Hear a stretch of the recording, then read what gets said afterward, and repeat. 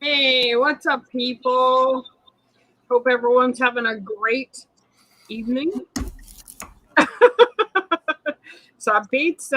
I got some snacks to eat. We had a Frito pie for supper. So, Yeah, the boys' mom makes that like in the bag or something like that. The Frito chips in the bag, or yeah, yeah. What I do is I cook up some hamburger meat and then I throw a can of chili in there, mix it together, let it cook a little bit, and then I throw it on top of the Frito chips with some cheese, ready to go. What is up, people? So, what's on the agenda for tonight, sir? just hanging out. I mean, with all the good people that come and hang out and visit with us, you know, every once in a while you get some shows where you schedule them, but they don't always go as planned, or something has to get moved around. Um, so we were supposed to have a guest tonight, but unfortunately, our prayers and thoughts are with that guest. Um, but it doesn't mean that we can't do stuff and hang out. And I mean, we won't be on until like 11 o'clock at night. But I mean, we'll be able to still chill and hang out, right? Yeah. Um, but I'm sure there's a lot. I mean, hey, who's ready for Scooby Doo tomorrow? Mm, Right? I mean, are what do you think? I mean, you're gonna go all in and get like 2 packs, the 3 pack, I mean, what are you gonna get? I'm probably just gonna get two $10 packs. Well, so last time with the Transformers, okay, I bought 1 pack and I was like, and I opened it, just to see if I'd get that 1 pack magic. And then I went back in and waited, to try to get another one. But then by the time I came back around, it was already gone. So definitely, like I said, if you're going to get something, get out of that first. It sucks because you wait, you're in the lobby and you're waiting. And then when it says, okay, 11 o'clock hits and they're starting, all of a sudden you have like 30 minutes, or you have like they start this countdown, and you're like Mhm. worried because you're watching the packs go through. And I think on this one right here, I mean, Scooby Doo is going to sell more packs. Well, the thing about it is they only let you spend 60 at a time, so you can only get two premium packs or six regular packs. Well, And it's then you still have to leave and then you can come back in. So it at least gives you some sort of opportunity to get something. So the Transformers, I only bought 1 pack because I'm not big into Transformers that much. mm-hmm. And I just wanted to see kind of what it was. And but Scooby Doo, yeah, I plan on buying like 2 packs, two of the $10 packs. I'm not gonna go crazy on NFTs because I don't want to go down that rabbit hole. No, But but I mean, it's Scooby Doo, right? I mean, take a shot at it. There's some good stuff being offered. So, I noticed Gambit's Gallery. How's it going? Appreciate you being here. Tats, Mad Hatter Pops, Mad Hatter. Yesterday, you got to be in the Pokemon playground. Um, you know, I've only been once, so I don't ever get to. I buy my own cards, and when you guys open them, I'll start opening them. I'm like, oh yeah, and I'm like, I didn't get anything good, or it was like, so. But and then yesterday I also saw, Lou was playing doing Legos with his Anthony. So that was fun. What's up, Nadia? How's the baking going? Are you tired now from working? It's right. and then Umpty today. Umpty didn't let me win his thing today. I'm so mad. I think we should boot him out because I'm like, Umpty, you didn't pick my number, dude. What's up? Like, how does that not work? Like you buy these numbers and you don't call my number, Umpty. Like, I mean, my God. So, Yeah. but congratulations in regard, because I know that the one who won, we haven't seen him in a long time, but Yoj collects. So congratulations, Yoj. I know that was a pop, that I was kind of interested in having. So, but yeah. So I mean, what about you guys in the chat? You gonna go for the Scooby Doo NFTs? And Ryan Milky. Ryan Milky dropped a video today. Looks like we have Big Easy in the house too. And Christina, maybe. Payne, she was checking out. She was on the hunt for the lost city. Jeremy Knapp. What's up, Jeremy? Yeah. Old account got locked out of. So. Well, since Jeremy's here, I'm going to show him. I just picked this up today. It came today. Hey, Ryan. Blue eyes. I know. I said you were here. You were first. First to the pate. Do you know what I got in the mail today? Mail. Hey, Simon Nadia. Did it come with curly fries? I wish. Where'd you get that? From Craig, Air Pop Control. Oh, that's the one. Okay. Yeah, we traded. Yeah. Nice. So how has your weekend been? Well, so I had to call 1-800-WhatNot Addiction. Because when you go on Whatnot, sometimes you get a little you get sidetracked and you have some fun. Mm-hmm. Definitely, like when you go into bid, guys, make sure you really want to bid. It's funny. I mean, but I did. I was in one auction, and every time you hit, like, I think it was like, I don't know, like you bought something or it was $30 or something like that, but you got to get your name in the ticket in the bowl. And I actually was the last one they pulled to win, and it was the flocked Bigfoot from the Funko shop. So lucky dog. Yeah, so I was happy about that,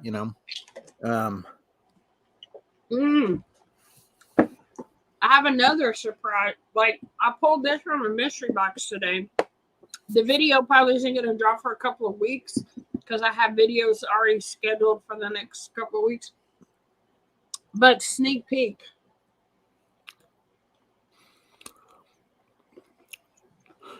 Shredder. Yep. Nice. From 2016. Wow. Sassy wants to play the flexing game. I was really excited when I got this pop. So I picked this up. Oh yeah, those are cool. Little Frankenstein monster. Yeah, I like those. So a little. Did my stuff make it okay? I'm trying to think. Yes, it did. In fact, I got a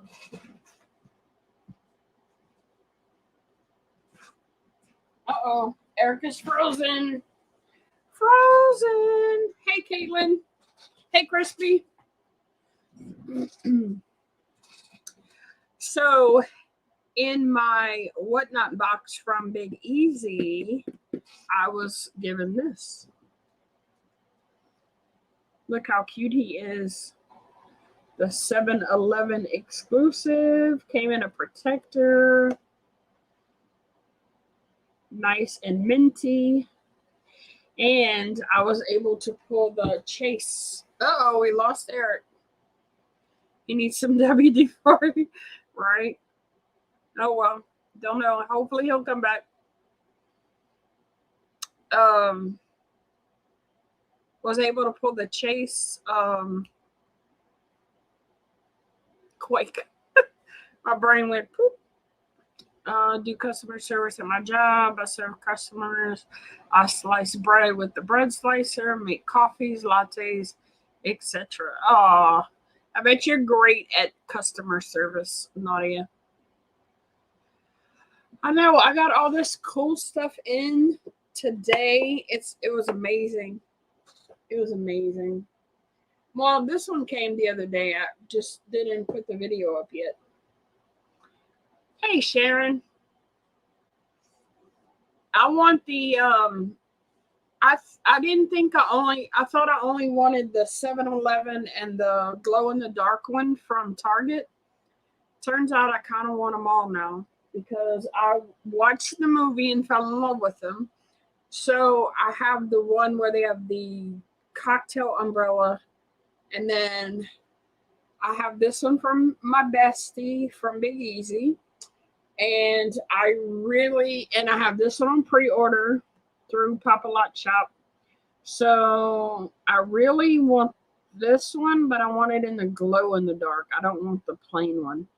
And then if I have those, then, I got to have the other ones. So we'll see. I'm not going to break my neck to try to get them. They'll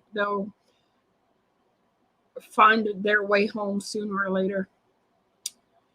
Oh, well, that's awesome, Nadia. You left us? I don't know what happened then.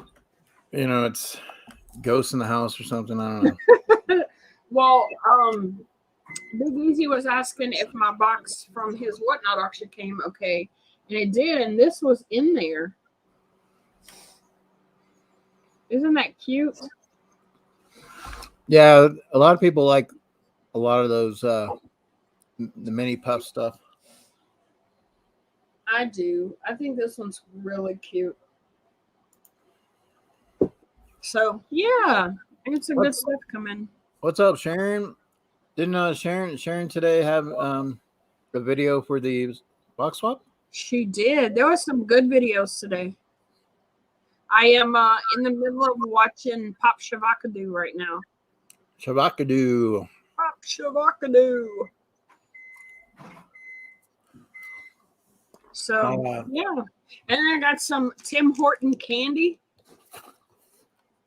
Does Tim know you took his candy? No, shh. No. Because Horton here's a who. Yeah.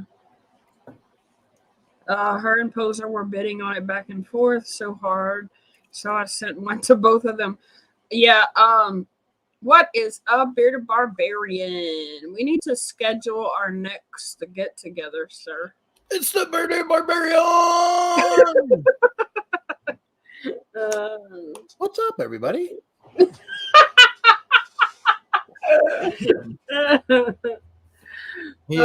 I watched his Sorcerer Mickey video with the sodas. It's always fun to occasionally I mean, like I said, I try to do the best I can with moving around with videos, and occasionally, like, I'll get up in the morning and I'll turn on YouTube and see what happens to pop up in the feed and stuff. And his came on the other night, and I was sitting there just watching him, and I don't know. It's just always like I said, people have certain sticks, that things that work for them, and definitely like the Bearded Barbarian. I attempted to do it our first Sassy Barbarian show, but it didn't work out as awesome as he does it. It was funny though. Hey, Kenneth Bird, what's going on, friend? Bird's the word. Haven't seen you in a while. Hope you're doing well. He was in Luau's stream last night. Yeah, so I got in some tape since we do Whatnot and everything, and sent off packages. Look at that! That's tape. That's awesome. Yeah, it was only $9 at what's that place? The one that used to have good deals for $19, but then they had to bump up to $29. Sticker Mule. Yeah, Sticker Mule. Yeah. Although I will say, Sticker Mule, you guys put this tape on. Okay, so I'm gonna have this. Okay, I'm not happy about that. Okay, you put this tape on right here, right, and then it peels. It peels at the logo. Oh man! So like right here, the logo. You put that part at the bottom where they won't see it.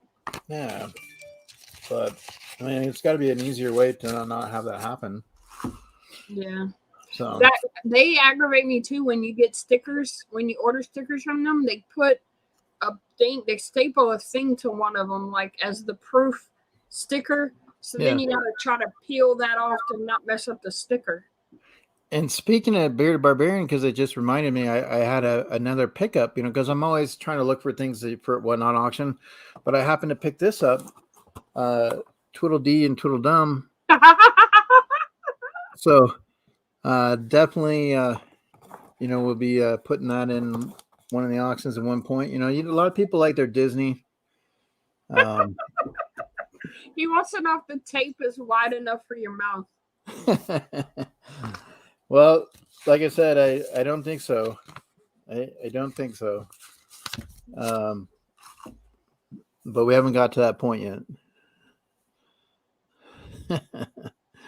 Oh yeah, that's right. I forgot because Mad Hatter. That's right, Mad Hatter.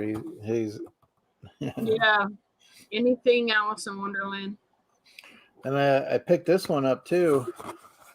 Oh yeah, that one's a cool one. I like the glow on it. The shine. Yeah, and then I got this. He said he's Tweedledee if you're Tweedledum. No, I think definitely if you go on the right side, my friend. I'm not sure. I don't know. Well, some days I don't know. I guess I could be Tweedledum, but I was not dumb picking this up because I got this for a steal. Oh yeah, that's a cool one for sure. Yeah, nice little metallic, little doppelganger Spidey. I saw you won another Spider-Man one the other day too. Yeah, Spider-Man's hot right now. So as far as like anything you have, people are always asking for it. So I got a couple like No Way Home ones, and then I picked up a soda that I don't know if you've seen these or got these, but I don't know too much about it. Maybe someone can chime in. I got a Bluto soda today, but it was a common. But I was still happy to get it. Oh, that's from Bebop. Something. It's an anime. Yeah, Cowboy Bebop. Oh, is that what that is? I think so. All right. Yeah, I grabbed that. But yeah, so I had some fun with that, and I picked up some. Had a chance to get some comic books. Have you done any comic books lately? No, actually, I haven't. Oh, my swap box didn't drop yet. I actually got a slab in my swap box. Did you get a slab of steak? No, I got a comic book slab. So this is what I opened today.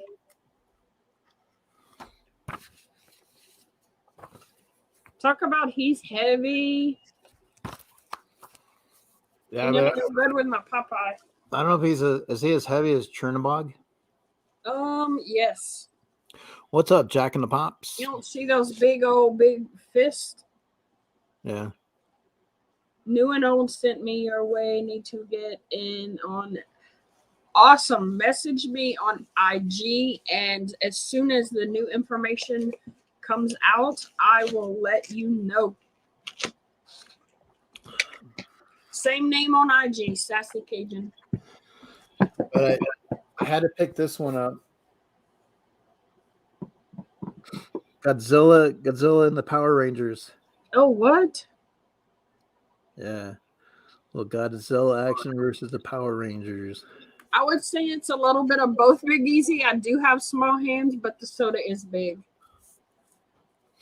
So it's a mixture. But welcome, Jack in the Pops for coming and hanging out. We are glad that you're here. Wish I knew what I did with that slab so I could show it off. Huh. Must have brought it in the house. Yeah, they are, Caitlin. I don't know. Just something when I walked in, it was the only one that was on the stand. I was like, oh, I got to grab that. I was like, there's something about it.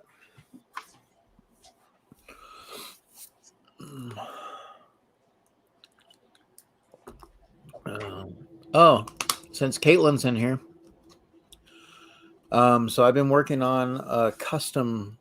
I've been trying to do my own and just kind of have fun with it. and always you gotta, your first one's always kind of, hit or miss, or you learn a few things. So I'm gonna show you guys what I'm doing on my custom, and Caitlin, you can kind of give me, a little pep talk or something. Let's see. I wish I knew what I did with it. All right, so this is my first attempt at a custom, okay? And what I came up with, now I wanted to do a Batman Pikachu, but I couldn't find the right yellow yet, and the store that we have here in town is out of them. So what I did is, let's see if I can pick it up without, okay. So little Joker Mickey Mouse, all right? Whoa, look at that. You got the ha-ha in the ears. And then on the back, why so serious?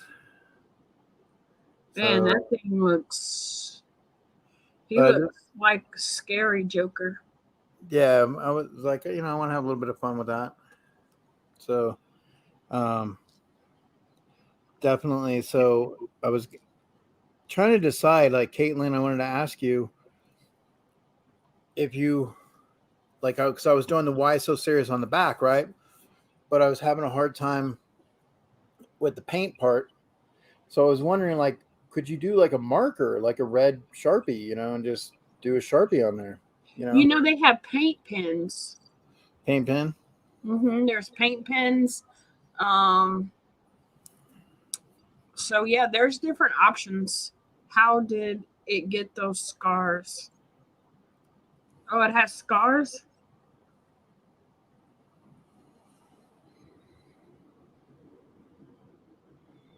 Well, obviously fighting with the Batman.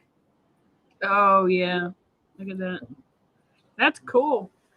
I've been wrestling with it if I wanted to do a custom or not, but I don't know. Well, I don't know if I have the patience. Well, and that's the thing. Once you get into it, you can take me out, big screen.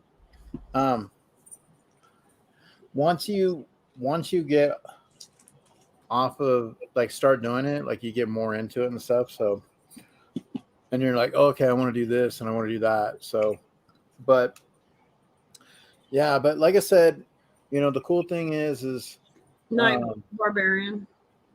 Good night, Barbarian.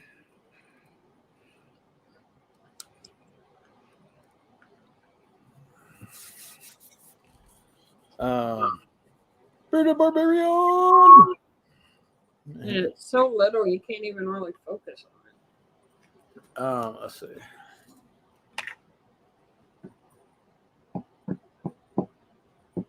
Really, like, puzzled as to what happened to that. Must have brought it in the house. This studio is such a mess.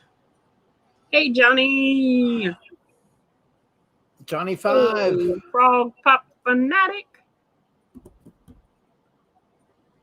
Yeah, when you gonna mail my pop, Johnny?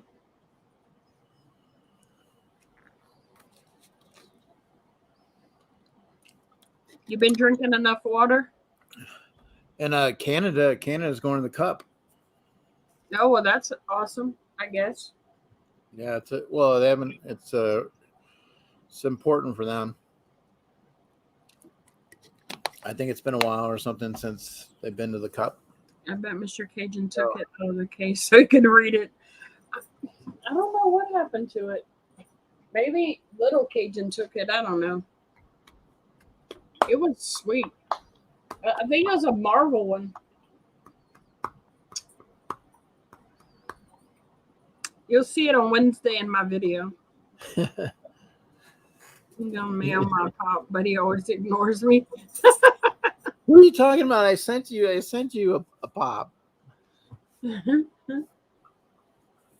He said you sent the wrong pop. How did I send the wrong pop? I showed it to him. Nadia said it's been since 1986. Physical therapy for my shoulder. Sounds like a popcorn machine. Every time I move, you could hear it pop when you move it. Yikes! It wasn't the Freddy Puffin stuff. Well, we hope Kenneth, that you get better and no need to butter us up. So, Right. Yep. It wasn't the Freddy Puffin stuff. I've been keeping my eye open for a good price. Oh, I found it. I found it's underneath my cup of sodas. Let's see.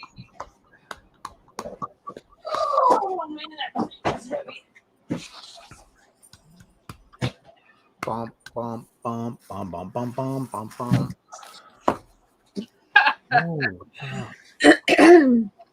There's sassy. I'll be sending out early. Okay, sounds good. Okay, can't wait to get your stickers one day. Send me your address, Nadia, and I can see if I can send some out at the beginning of the month. Okay, so you ready to see my the slab I got in my swap box? It's a sneak peek as to what's going to be in the video on Wednesday. You ready? So obviously you got a comic book person. As long as Obi's not in here, I think I'm fine. So, is everybody ready?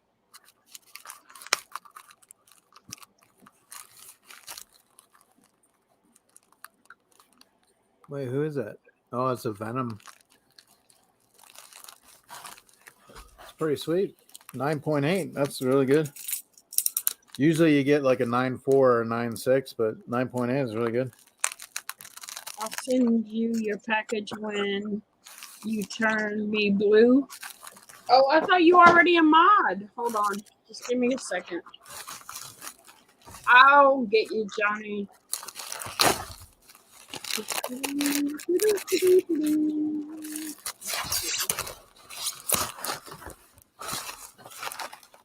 Give me a second.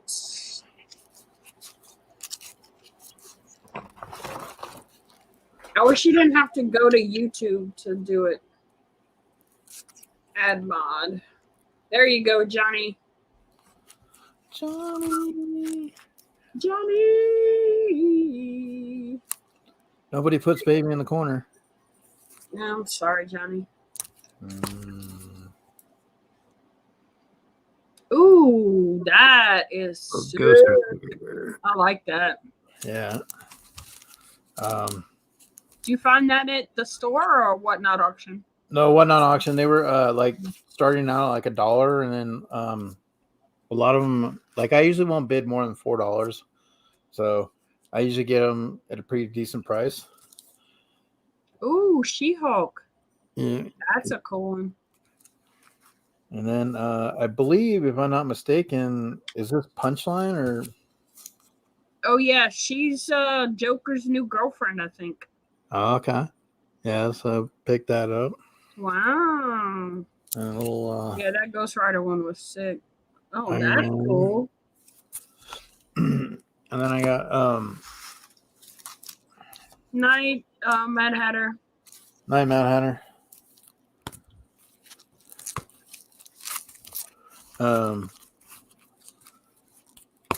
Got some Doom action. Oh wow. Of course, I had to give me some Wolverine.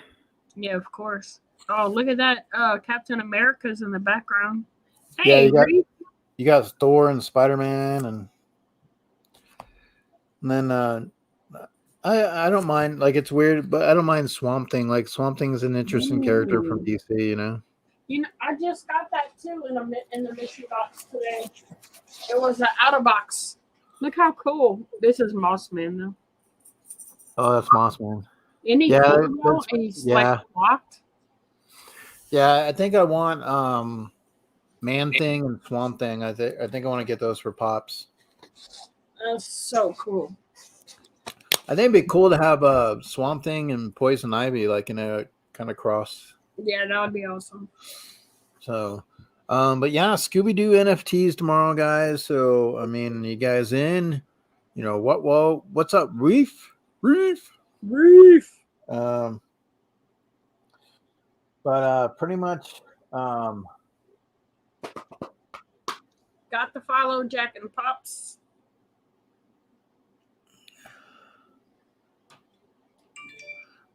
she got Swamp Thing in a box. One of her first pops. Oh wow. Yeah, I don't know. I like those type of pops. You know, I'd like just like I'm gonna try to get a Creature from the Black Lagoon. You know, for my Universal monsters. I think the flock holds up as long as you keep it in the box, or if you take it out of the box, if you keep it covered. I don't know how well it would stay if it's just like out in the open with dust collecting up and everything. Well, and then you get the oxidization and you know for that as well. So, but um,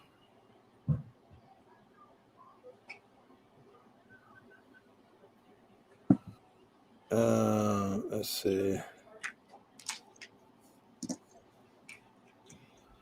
Oh, Posca paint pens. Sharpies can look muted on top of paint.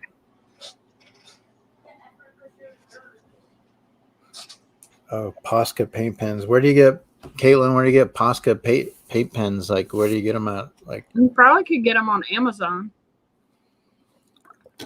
yeah, but sometimes you pay too much for like. I mean, I don't know. I guess it depends. You have a Hobby Lobby? Hey, Dana. Well, our Hobby Lobby is in Reno, which is an hour. Michael's is in Carson, which is a half an hour. What's up, Dana? Michael tends to be a little more expensive than Hobby Lobby. She got them from Amazon.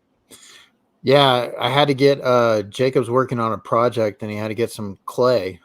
And so we went into Michael's and I was like, holy crap, there's nothing in here that's like at a reasonable price, you know? Yeah. But it's like, of course he needed to have it. So Jack and the Pop said that they use Valley Joe paints. Found out the hard way. The best way to paint is by priming first. well, I did prime it. But Vallejo paints. Yeah, I did put a primer on there. I sprayed it down really good with the primers. And then I had to reuse on the Batman, the Batman Pikachu that I was trying to do. Yeah. Yeah, it just wasn't a right yellow. I wanted a canary yellow, and it just wasn't coming out. Yeah. But I don't know, guys. Do you guys do any custom pops? You know, what works for you guys? You know, what do you guys like? What products? I know. I'm supposed to be customizing a sunshine bear for Mama J. Yeah, I heard that. But I'm afraid to mess it up, so I haven't even started on it. Well, but the good thing is you can always like you can always go over your layers. So if you mess up, you can like if it was white, you could paint the white back over or whatever. Yeah. So I mean, as long as you prime it, you know, you can be good. I mean, you could also glitter it. And well, that's what I was gonna do. I was just gonna glitter it because I don't want to mess it up. I mean, I've heard people like put the paint in like water, a bucket of water, and people would dip it in. You know, I mean, there's a lot of different ways that you could do stuff. Oh, I think Divine does that hydro dipping. Yeah, the hydro dipping. Mm-hmm. I mean, I don't know. You just sometimes you got to play around with it, but you could start off with it. You can always start with a cheap pop and try it out first before you go on to the Care Bear. Umpty said he painted with my jar stuff and then went and bought spray paint, and it's so much easier and cheap at Ollie's. Yeah, I mean, but the problem is when you're spraying the paint, like getting every crevice, you know, like crevice and crack, like getting it, especially if you have multiple colors. Hey, Anthony, don't be scared to practice. That's yeah, no. A Jessica Rabbit? Oh man, that's an expensive pop, and now you're customizing her. Ooh, I can't wait to see the finished product. Oh yeah, you glitter stuff. You do good work, Tina. had to boil Vision's head to get the glasses off. That's funny. Planning to make Mama J a Care Bear. I'm gonna put a big. Oh man. Jeez, I'm Pete's. He's asking the unicorn for help with the dog. Yeah, maybe she can make him a resin one. Use the spray paint for painting, then use the regular paint for details. Yeah, I watch Psycho Dad on Whatnot. He customizes pops all the time, and he showed us the primer that he used, and I screenshot it. That way I knew to go back later on and figure out what primer. She said you were on your own, Auntie. She don't want nothing to do with making a dog. That's funny. Yeah, but I don't know. It definitely. I mean, customing pops, like I said, is a lot of work, but I mean, it is something that, just to see if you can do it. I mean, have fun with it. I mean, you don't have to damage every single pop you have. But I mean, like I said, that Mickey Mouse, that was a Mickey Mouse I just had laying around. I really wasn't going to do much with it. So, yeah. And I had seen something similar with the idea, and I was like, this is something that seems not that hard. So. Reef said that somebody told him not to light up expensive pops like he's been doing. He said he sent him a virtual bitch slap. I saw Reef. Somebody had in one of the auctions a venomized what's it from Marvel? Venomized Storm, and the box was lit up like it had a custom light on it. So it was kind of interesting. Yeah, there's a guy on Whatnot named Capone who does light up pops and stuff. Well, I think it's always a different way to bring a different level to the pop game. You know what I mean? And because especially if it's something you're going to keep in your collection. So, yeah. Hey, Yo, what's up, Arcade? Yeah, I definitely want to send Reef a pop to light up for me. I was gonna try it because I wanted to do a torchy light up, but I'm afraid, like I said, I don't know. There's a few pops. There's a few pops I wouldn't mind lighting up with a firecracker. Well, yeah, me too. But oh, he's one of the guys that leaves the wires hanging out.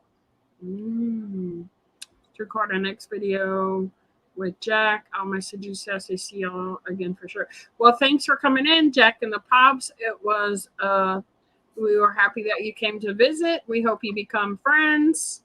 And we love your curly fries. Yes. And you got Jack in the Box. No. Love the curly fries. I know Psycho Dad's been doing some amazing things with some Freddies. He's been switching Freddy heads. And now that's the thing that'd be kind of like I would love to see how to do. I know like you got to put it like in like water. I don't know, like there's certain ways you do it in hot water to get it loose or whatever, but it does seem like it's tedious, very something that does take some time consuming, but at the same time, the end result is going to be pretty cool. But now if you custom that Freddy, so does it take away the value of the Freddy that you're using? You know what I mean? Well, you use like the lower end Freddy, like the skateboard Freddy, or, one that doesn't have a whole lot of PPG value. And just put it on a Ghost Rider pop or something, like something that maybe, or even something that they don't have a Freddy Funko of yet. Right. Well, he did one of a Stormtrooper. Okay. So he put the head on the Stormtrooper and then took the Stormtrooper head and put it on the side of the Freddy, like Freddy had taken off his helmet. And it's sick. I love it. That's cool. Yeah. Yeah, I mean, to be able to, it doesn't take that long to boil them and rip what you need off. So then Well, Caitlin, why don't you come up here, Caitlin? Send Caitlin the link, Caitlin, you want to come up and hang out? and she could tell us like a little bit of like some odds and ins and outs, because I think customing. I mean, let's talk about customing for a little bit too. I mean, you got Big Dog Dave who's going to be doing his auction later on this week. You know, so you have an opportunity on Whatnot, making some money. Big Dog Dave for charity. You know, a lot of customs that may be coming in and some cool things you might be checking out. And then also, guys, we have a show later on this week as well, a different edition of Popping Around the World, as we are going to sit down with Ian White from Games of Thrones. The actor who plays in Games of Thrones, Ian White, will come on and we'll talk with him. And Ryan Milkey we're going to bring him on as kind of like he loves Game of Thrones, so it's kind of a big treat for him. So. People said it doesn't take that long to boil them and rip what you need off. And then Reef says a hairdryer works just as fast and doesn't warp the pop. I'd never thought of a hairdryer before. Well, and that's the thing, you know, I mean, that's why I want to get like, you know, I know Caitlin does a lot of customing, and so I just want to see like some things that she has found that has worked. And so definitely, so, I mean, because once you do one and you get your feet wet a little bit and you're like, oh, okay, this is not bad. Right. So Christina Payne is, what's up, Payne? I want to show Payne. Dang, that is why my pop melted when I poured the water out in the sink. The head was gone. Hey, Mark. So I did my Mickey Mouse Joker. And so on the ears, I put, you know, ha ha. And then on the back, I got why so serious. So cool. But having a lot of fun with that one. I've been watching some DIY pops on Macari, but I think I'm going to go to Michael's and Hobby Lobby sometime this week and see if they have any. Because my Walmart only had the office ones, and I don't want to do those. Yeah. And they're all gone now anyway, so. We're talking about custom pops and stuff, Mark. Custom pops. We got Big Dave is doing an auction this week for charity, and there's gonna be a lot of custom pops that are gonna be highlighted, and we're just talking about people that have had experience customing pops, whether you're using like glitter or, you know, diamonding. I mean, there's so many different versions. So what I want to do, I want to glitter mine. I don't want to paint. I just want to glitter them. Yeah, but I think, like I say, you start with pops that just don't have that high value, and you just don't really care. Or the ones that you have out of the box. Yeah. All right, Arcade. All right, Arcade. Thanks for stopping in. And you can catch Arcade Pop. He plays video games throughout the night. He streams. Arcade Pop. Be sure to check him out. Yes, indeed. So, he supports the community and supports charities too. So. And he gets to play in the Pokemon playground on Sundays.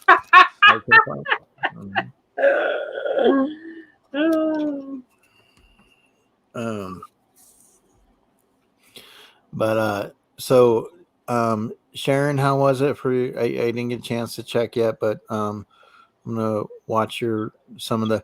I didn't participate in this one. This is the first one that I didn't participate in. I've done every one but this one. I just, the timing of it was a little bit off for me, and you know, I just kind of was like, I needed a little bit of a break, you know, as far as like just the mental side of it. And so, I mean, I'll definitely look to jump in the next one, but a lot of videos, you know, came out today, started, and I think Mama J had hers too, right? Yes, and BK Phipps. BK Phipps. Hers. Pop Shavakadu Cord, and There's the name that only Sassy can say in this community. There was quite a few boxes dropped today. I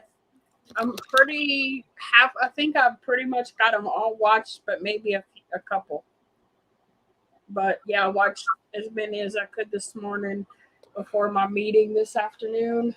So, and then I was finishing up whatnot boxes because I ran out of tape last night. So I have to do that. I have to finish packing tonight. Oh, look, see, now Umpty's going to have packs for Sunday. Now Umpty's going to join the playground.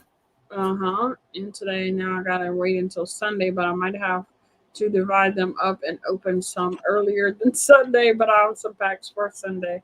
Even Sarah Aldrich was in the playground. Yeah, she had been saying she wanted to come on, but then every time she would say she was busy or something came up or something.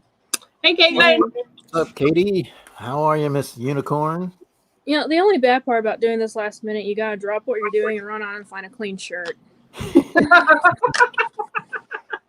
Well, luckily we don't have smell-o-vision, so we can't tell. You know. That's right. That's right. But no, since we're talking customs and Big Dog Dave's going to have his thing on Thursday and everything, or we just wanted to kind of like, you've done a lot of custom work, and whether it's magnets and just things in general. So maybe like some inside tips of like what you have found to work for you. Maybe, what type of products you use. Now Reef said that he uses a hair dryer, and to take the stuff off with. Yeah.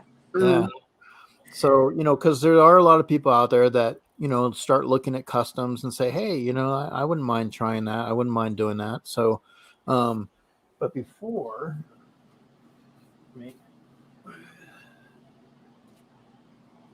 once again, guys, just to show you from Caitlin, I had her hand with this where she custom this, and look at how awesome this is.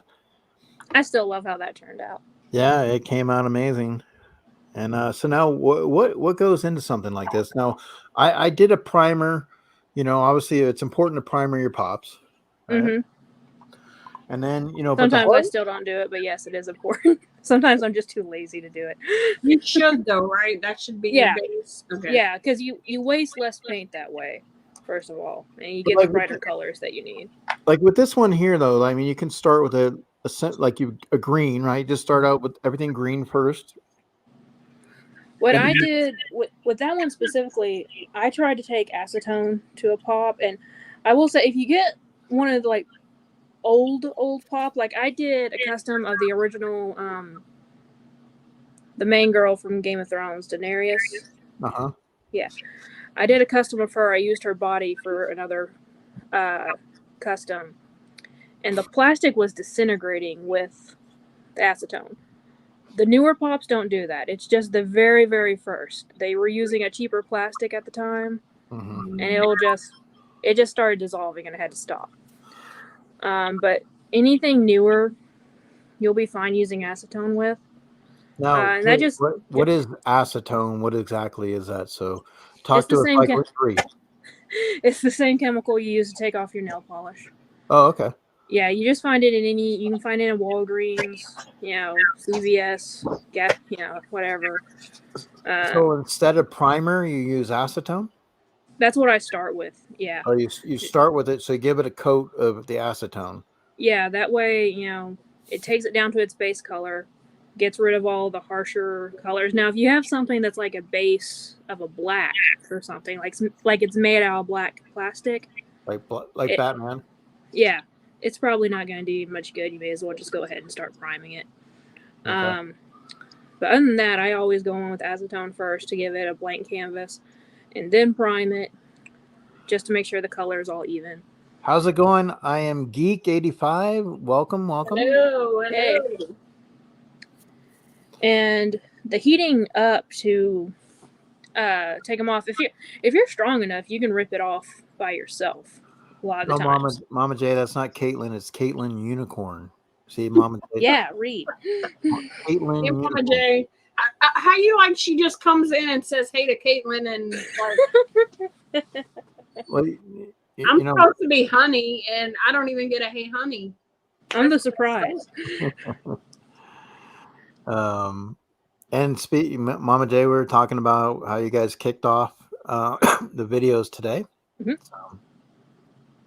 So you put the acetone first, and then you prime it. Yeah, I just take away all the main. So you strip it down, basically. But if you're looking at doing like say a Batman or something that's all in black, like a Luke Skywalker or something, you're not really pretty much gonna have to do the acetone. You just go say you have I did a Belle from Beauty and the Beast once, and I was doing her hair a different color. And it starts out, it was made out of a brown plastic. So I took the acetone to it.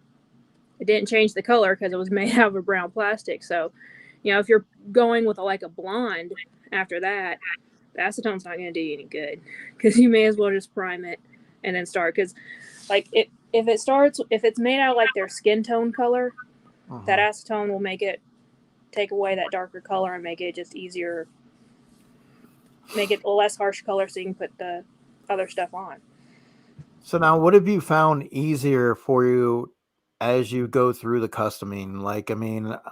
Because obviously when you first start out, you're probably taking a little bit longer than you should. And, there's steps and process that you just are learning. So everything's new. But when you have done it from time and time again, something that may take an hour now becomes maybe 15 minutes, or, something that's 2 hours becomes well, everything's going to take, whatever long it takes. I do a lot of sculpting on stuff, which the sculpting I use takes 24 hours to cure. There's no.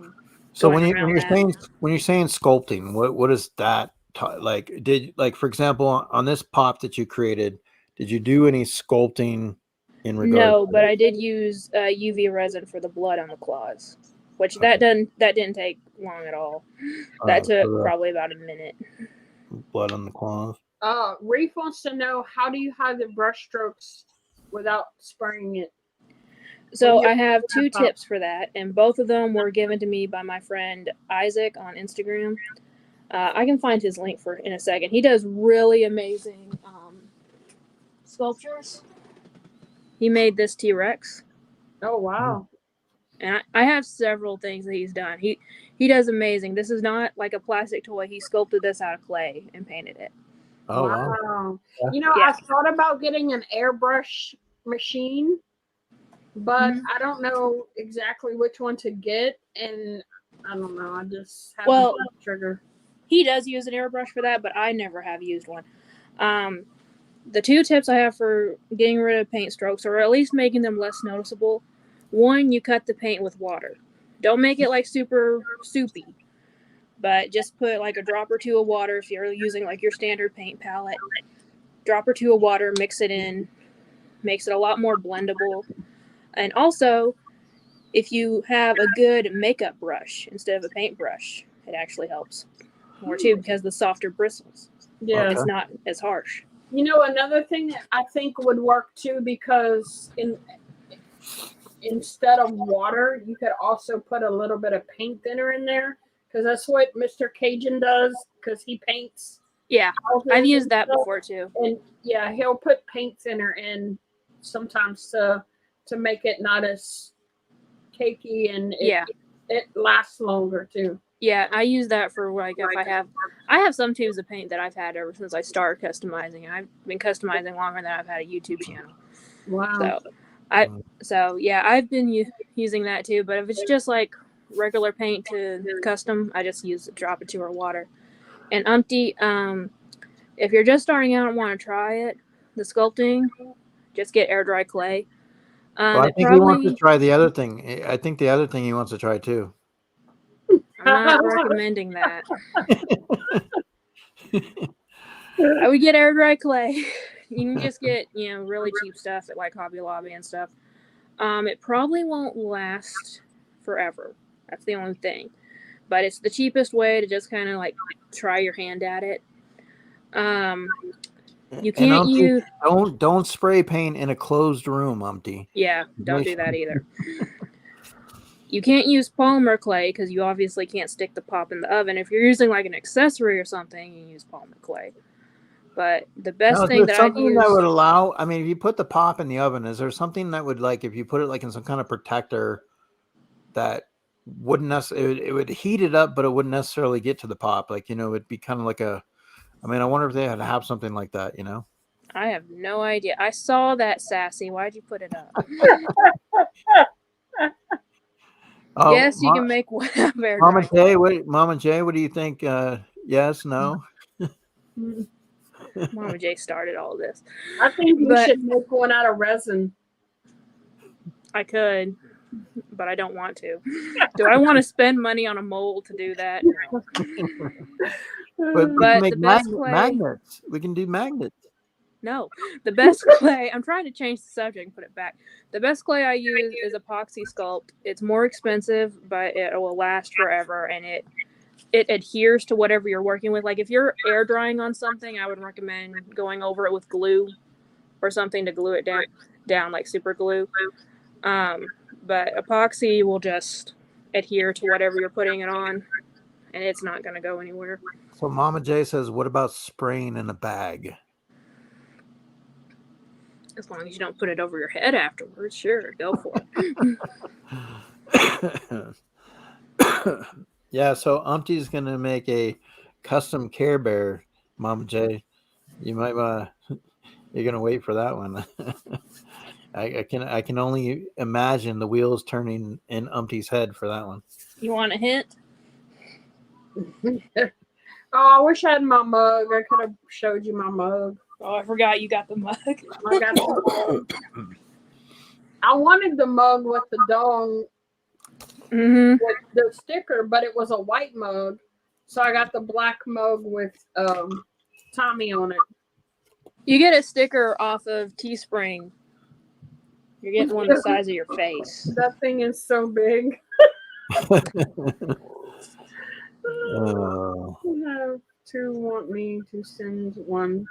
Oh, yeah, she still has 2 Care Bears. So if anybody wants to custom a Care Bear for Mama J, let her know. What is up, Brian? What's up? What us huffers like to call heaven when you spray I think I want to try one. I want to try a Care Bear, Mama J. Care Bears are so fun to customize. They really are, because you can do anything with them. You can pick any theme, anything you want, and just go for it, and it works. I did my first Mickey Mouse, Mama J. I did my Joker Mickey Mouse, and I got the little ha ha on there, and then on the back, why so serious? So, Mama J, I could try Care Bear. That's awesome. But definitely, I mean, when you look at customing, I mean, it just seems has it taken off quite a bit with the Funko Pops? Because I mean, it seems nowadays, I mean, you're getting so many customs out there, and you know, I mean, does it help to have like a 3D printer? You know, I mean, to just kind of pop some of these out, or you know, I mean, what's the difference between printing something in a 3D format and customing it, or just getting a Funko Pop off the shelf? Well, most of the time, if you use a 3D printer, I don't have one. I know Spectre does. He's the only one off the top of my head that I know has one. Oh, the Nerd Bar has one. Oh, that's right. That's right. Mark has one. But you'll get those lines. You know, it prints in very thin lines, so you'll have that texture to it. So when you're trying to get something smooth, it's not going to happen unless you sand it down. And also, it takes a long time. Well, and I'm sure it's expensive too. Yeah, it's expensive. That stuff isn't cheap. And also if it breaks down, like I had something ordered from Spectre for a while. Like for a while, meaning I had forgotten about it. And finally it comes in because his thing broke down, so he had to get it repaired and everything. But you know, they turn out great. They're sturdy. It'll work. You're just going to have that texture to it. It takes a long time, and if it makes a mistake, you got to start all over again. Yeah. So if you know what you're doing, yeah, you could probably print a pop, but it would be so much easier just to go and grab whatever you need and, you know, change them. And, there's so many different pops now. It's so easy to find one that's like the perfect sculpt that you need. Like whenever I'm looking for one, I just type into Google like Funko Pops in dresses and find a character with a dress that I need, that kind of thing. Now, what about like, how do these people get like custom pieces on there? Like I see, adding, like like a chain on there, or just adding something that is not normally on that Funko Pop, So, obviously when you add an additional piece, I mean, are you just gluing it? Like, I mean, are you pulling it from are you just getting some stuff that you find in a Hobby Lobby type store, or like, how do you do that? Like, like add accessories on there? Whatever you feel the need to. Like if you want to sculpt it on, that's the way I usually do it. I just sculpt stuff on. I have been known, like I did, what was it? It was a Stitch as General Grievous I did once. And I was putting the lightsabers in his hand. And he's got a green one and a blue one, right? Yeah. And so instead of sculpting 2 lightsabers, those really cheap plastic bristle paint brushes you get in like kids' craft kits? Yes. I had a bunch of those because that's what I use when I'm putting resin over something because they're so cheap. I just snipped the ends off of a blue one and a green one and glued it into their hands. And then put glow-in-the-dark paint over it. Nice. So if it's something that you can get away with doing something really cheap with, if it's something, like you said, a chain, if you have an old piece of jewelry you're not going to wear anymore and you want to snip a little bit off of it to put it around it, absolutely. Just a little bit of super glue. You'll be fine. Yeah. Nice.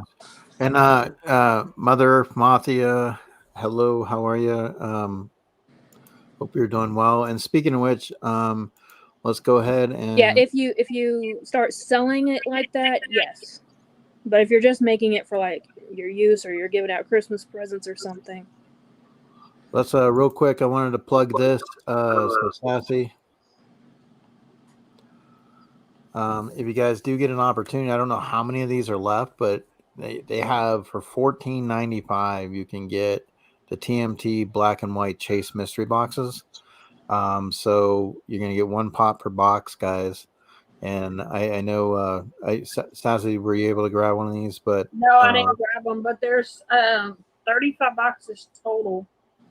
35 total, guys, and you have an opportunity to get some chases, some cool pieces at a really reasonable price. So if you're a turtle fan, yeah, so definitely 10 left, guys. I would definitely jump on them. There were 8 chases, and then 2 of the shredder glow in the dark. Yeah, I mean these are. I mean, like you got these shredders.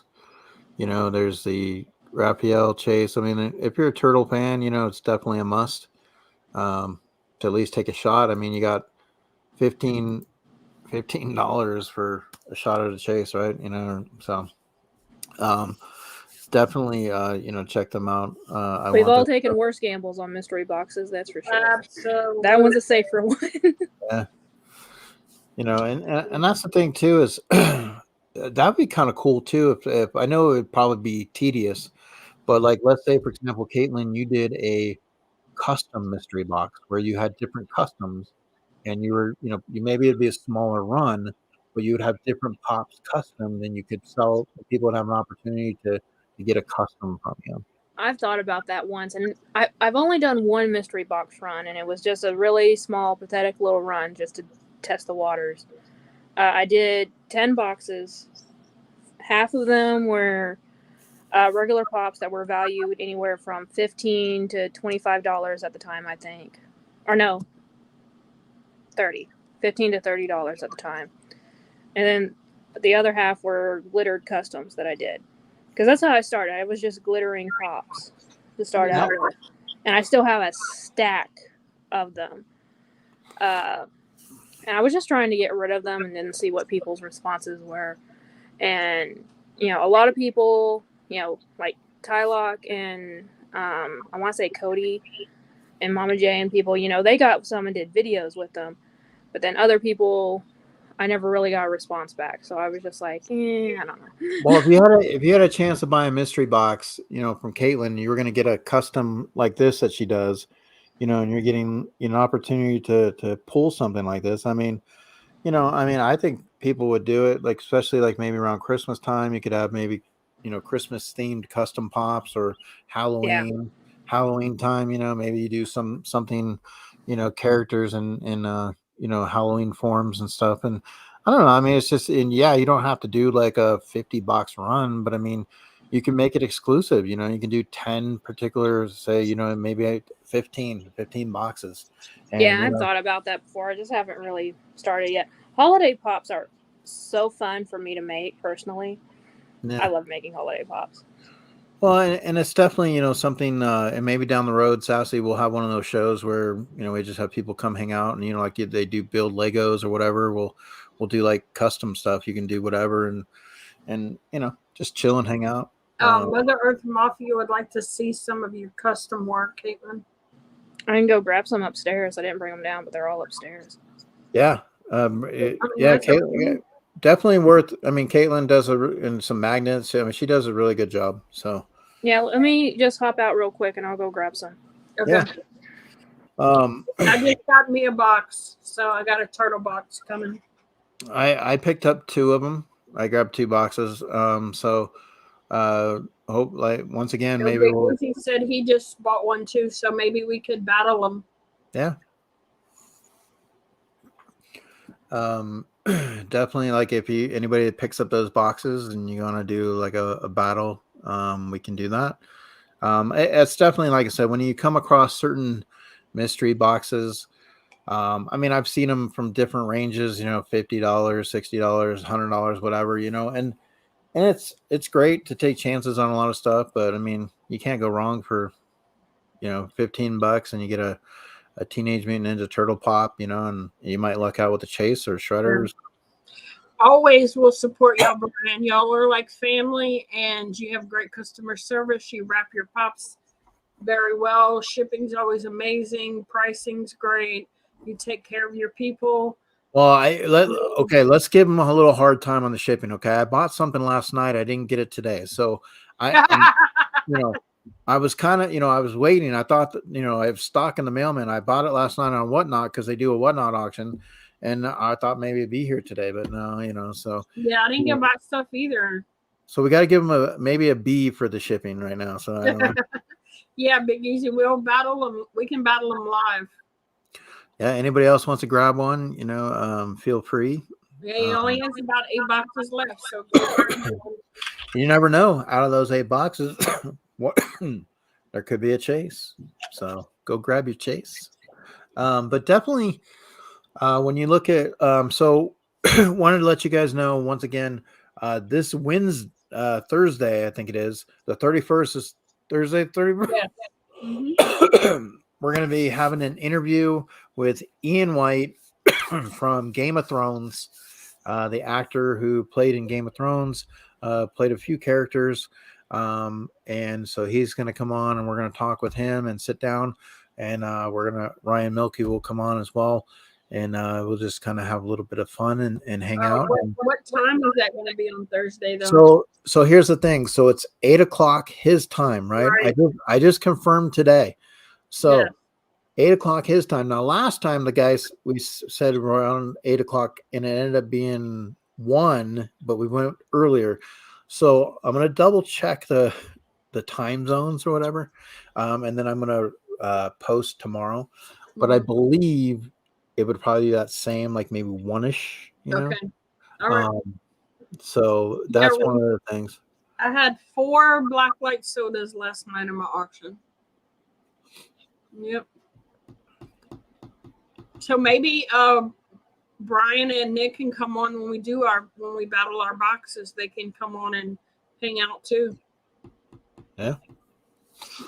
And like I said, we can even if we have a guest on or something, maybe we bought a box battle in the beginning, or set it up. So because I'm sure those will come in very shortly, and we're just gonna go from there. But I think it's what I like it when in the auctions when Ryan's like, really $4? Seriously? Like, and that's it. Like it's almost You like see the detail on this? I mean, this is a steal. This is going to be a grail. Look at those eyes.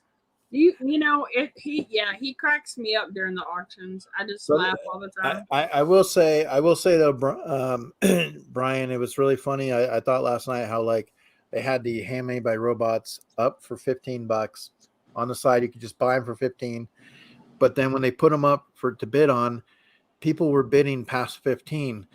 I was like, okay, like you could have just went over and got it for 15, but now you're paying 17, 18, 19. Yeah, I was. Yeah, you're referring to me, but the reason that it went over was because when I went to push the button to bid, it was $11. And when I pushed it and looked, it was 17 because somebody beat me to it and bid up to 15. And then before I knew it, it was too late and I bid 17. But it is what it is. It only cost me $1 to ship it. So by the time you figure out $18, if you go to the site and pay $15 plus the $6 shipping, actually I came out $2 or $3 cheaper. Well, and that's what's good about that. You gotta do the math. When you know that when you know that you're gonna pay $1 shipping, like that, you're like, okay, Yeah. I'm gonna grab something because like and I think you can do it for like three items in a row or 4 items. I think it's 4. I think it's 4. Yeah. Yeah, and I mean that's a pretty good deal because you're only going to pay the $1 shipping. You can grab some really expensive items and be okay on that. So, all right. So what do we get from the Caitlin Unicorn grab bag? Okay, let me see. I grabbed some of my personal favorites. This is the oldest one, and it's still probably my favorite custom I've ever done. Ooh, Captain Planet. Still waiting for Funko to make one. That's so cool. That would be a good start right there. Yeah. Now, what made you decide to do, like when you first did your very first one, what made you decide to want to like just custom pops? I mean, well, I've been into repainting figures. You used to be able to get those really small like plaster figures at Walmart that were like birds or ladybugs or whatever. And I used to get those as a kid and repaint them all the time, different colors and stuff. So, there were a lot of cheap pops. So I was like, let me get out my old hobby and try again. So this was not my first one. The first one I did Regina from Once Upon a Time, and I just turned her into her mother Cora from the same series. So very easy. I've just had to basically repaint the dress and the hair and stuff. Yeah, I started out easy. Started out real simple. But this one, different head, different body, a little bit of sculpting, but this was before I was using epoxy, so you can see some of the really harsh sculpting I did for the hair. Yeah, but not a lot. I still love it. What would be a good challenge for you is to do an Alf pop, an Alf custom. Oh, like the TV show? Yeah, because I know a lot of people want Alf. You don't have to. All you have to do is see a picture. You don't I probably could, honestly. and maybe you need to get a sticker that says # maybe I should see it. Yeah, no. No, but here's another one. So this is Captain Carrot from DC Comics. They basically years ago they decided to do what if Looney Tunes became superheroes, basically. So this was the Superman equivalent. So like they did last year when they made like Bugs Bunny Superman and Lola was a little bit, yeah. Okay, we have a couple of questions in the chat, Sassy. Mother Earth Mafia said he told a guy that they were the Handmade by Robots were 15 and he paid 40. No, but down below he wants to know if she's airbrushing latex. Is it a latex paint? Nope, all very, very cheap acrylic paint from Walmart. Oh, hey, Ray's. Ray's knows. Ray's was my biggest fan when I did the entire series of this, the Zoo Crew series. He was my biggest fan while I was doing this. So there is a video up on my channel. There's also a video of Captain Planet too, a really old one, but How it's there. you been, Rays? Haven't seen you in a while. Now, see, I bet you if you did a couple of those type of pops, you know, like you can do a mystery box. I mean, I definitely think it would be pretty cool. You'd have to throw in a couple of horror pops too. So, you know, you'd have to custom some of those, but I've done horror before, just yeah. not regularly, and not for me to keep. Oh, okay. Oh, cool. Was that the one from from the con? No, this Okay. was just the regular Selena pop. When they made this regular pop, I ordered like 10 of them. Oh, okay. Because I knew it was going to be such a generic shape. And this was how I started out. I started out customizing the unicorn, like the actual Tokidoki ones. Right. Is that which is Storm? where the huh? Yeah. Is that Storm? Oh man. That's where the unicorn part of my name came from, customizing those figures. Now, see, that right there would be pretty cool if you did like some Marvel ones, like, you know, and even DC, like unicorns. I bet you could do a whole line of those. I've done, not in the pop form, but in the littler form, I've done Storm, Rogue, Spider-Man, Deadpool, and I want to say I did Captain America at some point. And then Mama J has a Wonder Woman. What? Yep. So does Brandy. What features are you sculpting on one piece? On this one, I sculpted the earrings and her little cape across her back. Wow. So how long does it take you to do a project like that? The sculpting, it takes at least a day because it takes a day for the epoxy to harden. And then after that, it really just depends on how long you can sit time aside. If you wanted to, you could get the paint job, just the pure paint job done in like probably about 2 or 3 days. So now we talked about using earlier. You were talking about the epoxy or what that you get to strip stuff down. But do you put a clear coat on afterwards? I use Liquitex Varnish. Now Captain Planet, he was so early on, I was just using Mod Podge, which that'll work just as well, you know. But the reason I like Liquitex is because it gives it a really shiny, smooth finish. And if you want a matte finish, all you gotta do is cut it with water, and it'll do the same thing. Well, when you put it in the light, you can see how it like shines off of there. Yeah. And I just like the look of it better. You know, it's everyone's preference. I just like the look on this one better. Yeah. Yes, she has the big Wonder Woman to match this. She got that in the Toys for Tots auction. And then customized this little Wonder Woman. Oh, look at that. She is cute. Look at those. This was a Monster High minifigure from Mattel that came in a blind bag. I got a double of her. Wow. So I think, Caitlin, you can make some custom products, and then Mother Earth Mafia can back the financing, and then they can go ahead and put them on their store. You know what I'm saying? And they can have like little ones, so just like those little Wonder Womans right there. I mean, if I had the bases for them, I could. I keep looking through all my double pile just to see what all I can work with. Or I just buy stuff really cheap for like $3 at Walmart, and I give it a new paint job. So keep in mind what I'm about to show you. Has Mama J seen that Wonder Woman? I don't know. I think I've showed it to her before. She's so cute. $100 and it's yours. So this was all this purple color here on the bottom. She, I know you came in late, Brian. She does primer. She acetones first, and then she'll primer. And I'll be honest, most of the time my primer is just white paint, watered down. That is cool. I love that. This is so easy to do. This is my favorite thing to do just because it's so freaking easy. Is that those tiki glasses? Yeah. Yeah. I just bought it for real cheap at Walmart. Went down on it. And you can go so many different routes with that too, like because with the skull, like you might be able to do like a Ghost Rider, you know, like type put on some chains on there and stuff. But yeah, absolutely. But cool. this takes you like, I don't know, a couple hours to do. It's so freaking easy. Now, does the face glow? No, but I could make it glow. Yeah, that would be awesome. And then I just grabbed a couple magnets Yeah, I love that. Now, see those magnets. Those magnets would go good with.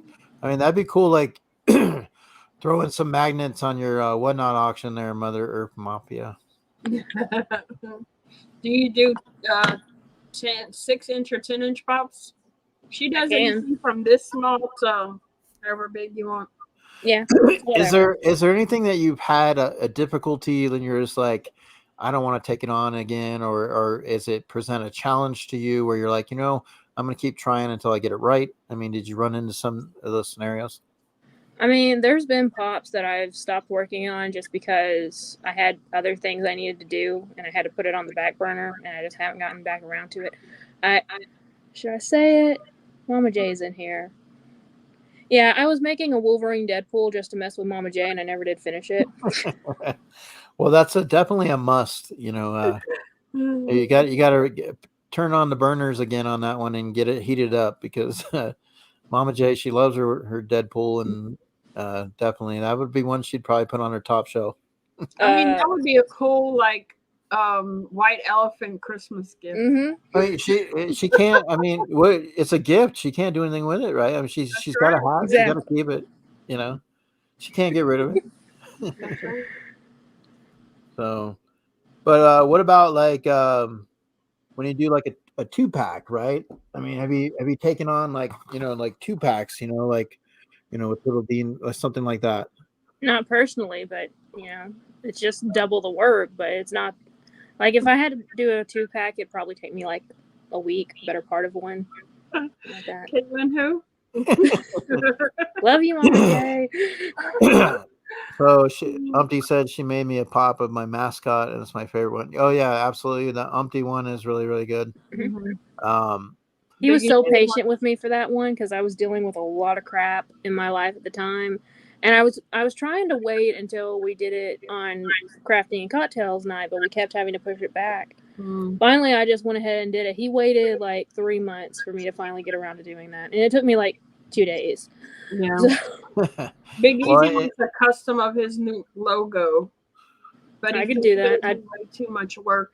So I've done Obi's logo. Carnage, and half of it is his face with the beard and everything. I've done Obi's logo, which is Venom with the beard. What about sodas? Have you taken on sodas? I don't collect enough sodas to do that. Okay. The only sodas I have in my collection are the ones I actually want to keep in my collection and not mess with. But if somebody sent you a soda and said, "Hey, could you custom this?" Yeah, absolutely. Yeah. All right. I mean, because that's there's a lot of. I mean, guys, honestly, if you've had an idea about customs and you want to know, or if you just have said, "Hey, it'd be cool if I could get this pop in a custom or do this," message Caitlin, and say, "Hey, see what's going on, see where she's at." You never know. Yeah, if you want me to actually do it for you, we can talk about that. Or if you just want tips so you can do it on your own, either way, I'll answer. Yeah, and like I said, it's not like something that she just started doing. She's been doing this for a while, and like I said, you look at magnets. I mean, she's pretty much anything that she's been able to custom, she does it quite well. So pretty much. But see, that's what I'm saying. Like soda, if you started working on some sodas, because I haven't really seen a lot of custom sodas, out there. So I know Stack and Pops have done a couple of them. Well, Stack and Pops has done quite. Yeah, Bo, definitely he does a really good job with stuff too. But I mean, that would be something I think. You get all these soda stands and all these cases to hold sodas. I think those would be perfect for especially a special soda. Let's see if I can show you what his new design. He sent me the picture. Yeah, it's possible. I would just have to sculpt the Venom part because that would be a lot easier than having to file it down. I've done that before where I had to file down the facial features of a pop. It takes for freaking ever. Yeah. Yeah, just message Caitlin and y'all can work out the details. And I try to charge real easy. Like if you provide the pop, it's so much easier and it's cheaper on you in the long run because it just depends on where I can get the pop at the time. So because it's we know deposited. in Jonesboro they don't have a lot of guys there. So Yeah, they had it on the news. Today is the anniversary of the tornado that took away Hot Topic. oh man. Okay, Yeah, Brian said he really enjoyed this. He has a lot more questions, but hates typing. So, do you want to bring him up on screen? Yeah, I mean, if he's got time, bring him on because I know, I mean, that's kind of what we're doing. We're just chilling, hanging out. So, I mean, it's not like, somebody wants to come in and because I mean, like I said, that's kind of I wanted Caitlin to come up here because this week, like I said, Big Dog Dave is doing an auction, and there's going to be a lot of custom pieces that are going to be up for. Yeah, I got a mint chocolate chip unicorn, same style as this. Yeah. In there. All right, Brian, I sent you the link.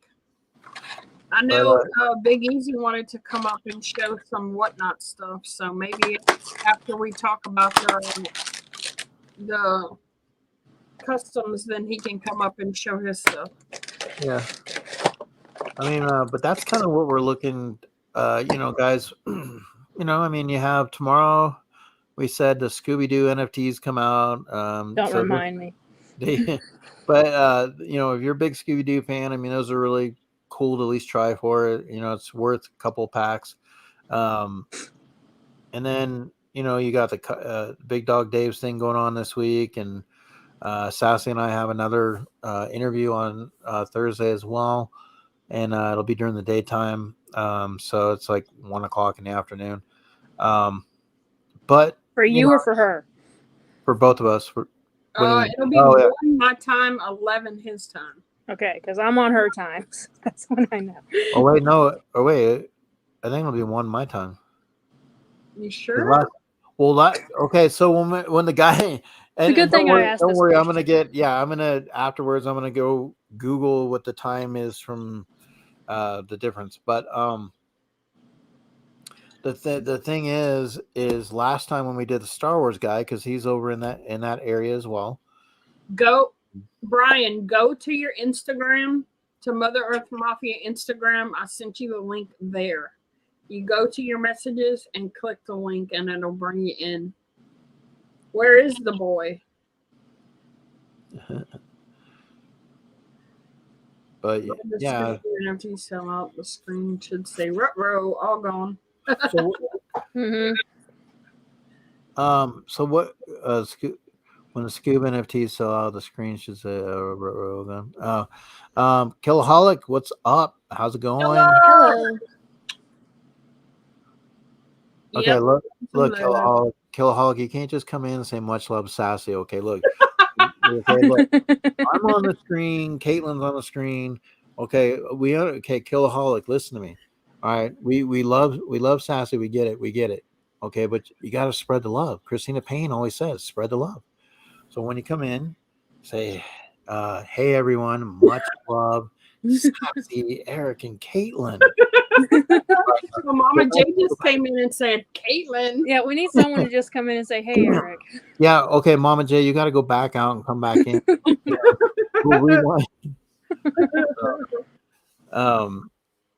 But yeah, I mean, it's definitely, it's just something that's always been interesting, and that's why I wanted to try it and just see, and there's so much that goes into it, and it, picking out the right products and knowing the primer and doing all this stuff. I mean, it's Oh look, he says, "Hey Eric." and Killaholic, big shout out to Eric and Miss Caitlin. Thank you.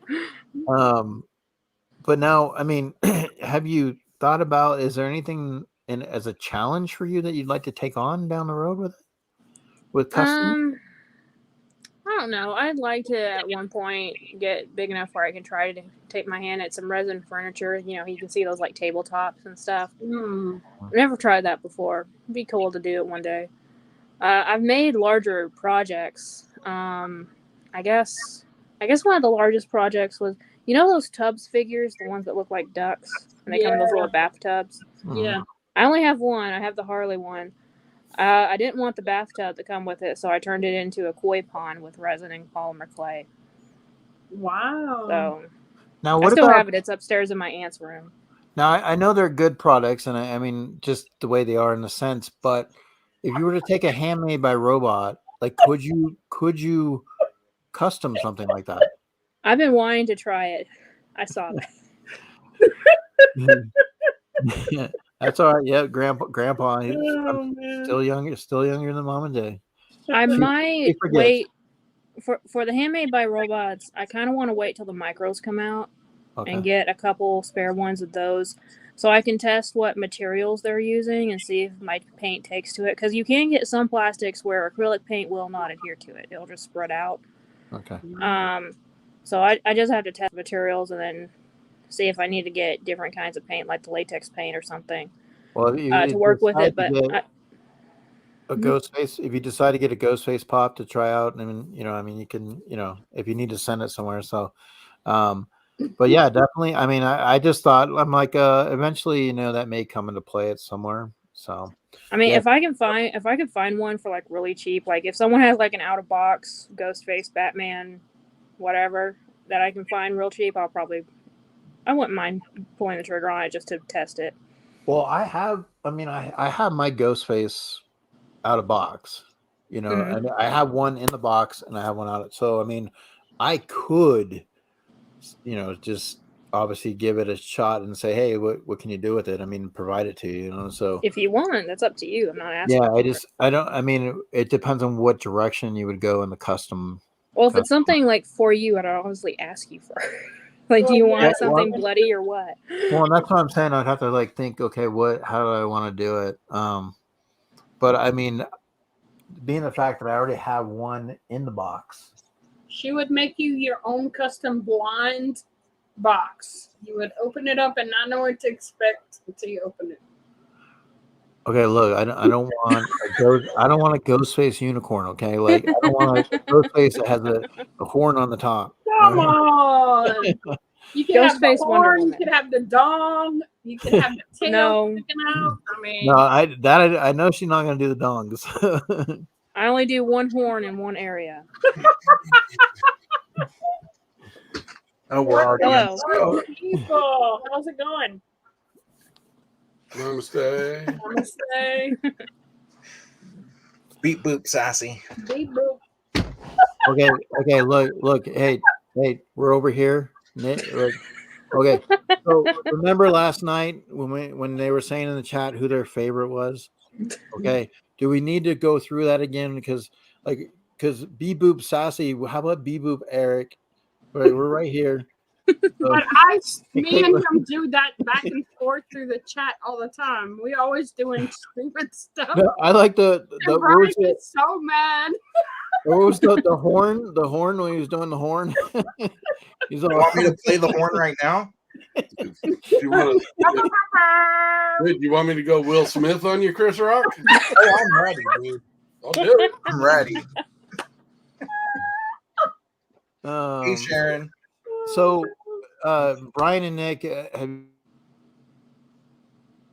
you guys had the opportunity?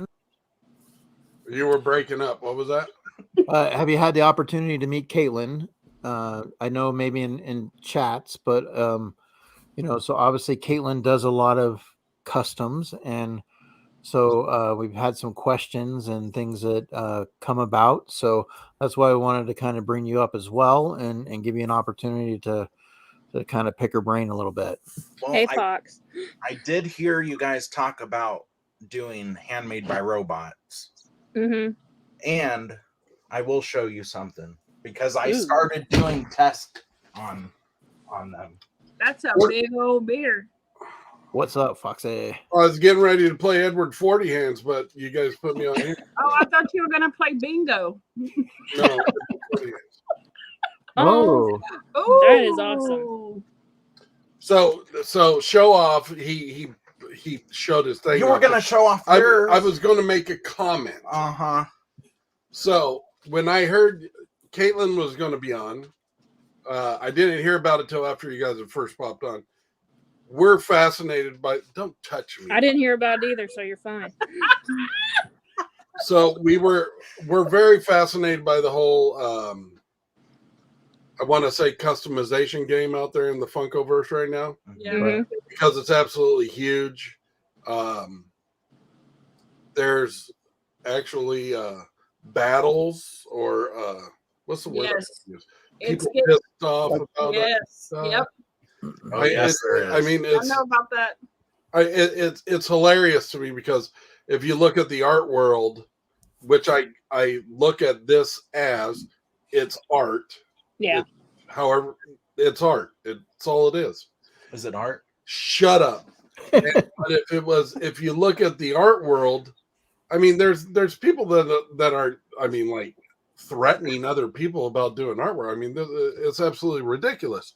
So I was really enjoying listening to the interview, but these fat fingers, I just can't type. Well, it's hard to do it with while I'm holding a beer and using. So, but I mean, when you started showing your pieces, I was really fascinated in hearing about how you use epoxy resins and stuff to do like hair sculpts, tail whips, blankets, whatever you're doing, extra clothing. So it's really fun to learn about it because we're dabbling in it, playing with it, just doing our own little thing, but nothing to the extreme that you're doing it. So I really, when I was asking the questions, I really sincerely wanted to know your process because we've actually gone through and we've done some, painted some pops, and they just look like crap. And I was like, stupid. Well, mine didn't. Yours did. Shut up. So to actually hear your process, and I'm very surprised that you're not airbrushing. You're using a brush, your paintbrush, because I think with the airbrushing gives you a more clean. Even, yeah. Right. It does. Even clean but I'm too stupid to know how to use an airbrush, so I use a paintbrush to get lines. I just always enjoyed using my hands more with the paintbrush, so it's just what I enjoy doing. I have used a paintbrush or an airbrush in the past. I have never owned one, but I've used one. And, they're fun, but I just prefer good old style paintbrush. So, just preference for me. So when you're using your paints, I know because when I look at these customization jobs, I know if I were someone that was purchasing a custom pop, there's some things that are paint strokes and stuff like that. Are from the paintbrush? Are you thinning your paints? Or are you to try and reduce those? Because I know. Yeah, let me go ahead and get this one back out after I made so much noise putting it in. I was smiling at what Blaze said. Calm down. Because I know if you're working in an uncontrolled environment, meaning cold, heat, I mean, so, you actually get. I don't know if you can see it here, but you can see paint strokes when you get super up close, because this was an old personal project. I didn't really care too much. But you can put it on there, so it's basically seamless. And one of the things I asked you earlier was if you were using a clear coat on it, because that will help reduce the visualization of the brush strokes on it. Yeah, I use Liquitex Varnish, high gloss varnish. I buy it at Hobby Lobby. You can buy it off Amazon. And you put about, I usually try to put at least 3 coats on. Oh, really? See, that's something I would. Because it's not just about taking the trying to make it look better visually. It's also about protecting the paint. If you drop it or something, those extra coats are going to help protect the paint, not let it chip as much. But I'm a guy, so it's one and done, and I'm yeah, like that. So 3 coats is interesting. I would have never. That's a. And do you let it cure after the first coat? Yeah, you have to let it completely dry. The Liquitex, it's just a liquid. You put it on there, it dries like paint. But yeah, you have to let it completely dry, or else it will fuck it up really easy. You'll have like little holes or indentions in the layers. So you do have to take your time and be patient with it. If you have too much on your brush at a time, if you're using a brush, it can tend to glob on. I've had some where it looks like like you can just see where it dripped on and just sort of laid on the bottom of the head, you know. So you really have to be careful and work really thin coats. I have watched a guy named Jordan on Whatnot, and he does the airbrushing of pops and stuff. And he'll use a hair dryer to kind of dry it, and then that way he can keep going with airbrushing some more, because normally you have to put it aside and let it dry. So he'll use a hair dryer. Have you ever done that too? Me personally, I absolutely hate hair dryers. I have ever since I was a kid. I don't wear hair dryer. I don't use hair dryers. I just washed my hair today and it's dried naturally. I hate hair dryers for any use. I just do. Those little heat guns but too, if you wanted to use one for that, it would absolutely work. I just have a little bit of patience and I just wait. Yeah. So real quick, before some people came in. So Anthony Blaze, hello. Quick Draw, Annie M, how are you? Welcome. And just trying to see if there was anybody else. The Art Chemist, yes. How's it going? So appreciate you coming in, stopping in, and hope you guys are doing well. We're talking about customing pops, and how it's changing the game right now in today's market. And so we're just kind of discussing that, kind of like a little round table. And yeah, the unicorns, I really like those. I think that's something that you could make a lot of different characters. Yeah, that's why I bought 10 of them. The unicorns, and it goes back to what I was saying about the Care Bears before. It's just such a generic shape. You can pick whatever theme you want with it and just run with it. Yeah. Do whatever the heck you want. And it's going to come out looking pretty damn good in the end. The Art Chemist said you could also use a UV light box for custom pops. Yeah, I have one. Well, I have one of those nail curings for like gel nail polish. It's the same thing, but slower. I've used that before. I have used resin on pops, like the one that Eric has, the little blood on the claws. I've used it to make glasses on pops, make the lenses out of resin, that kind of stuff. Now, Nick, what kind of glue did you use for your glitter project? Yeah, what glue did we use, Dan?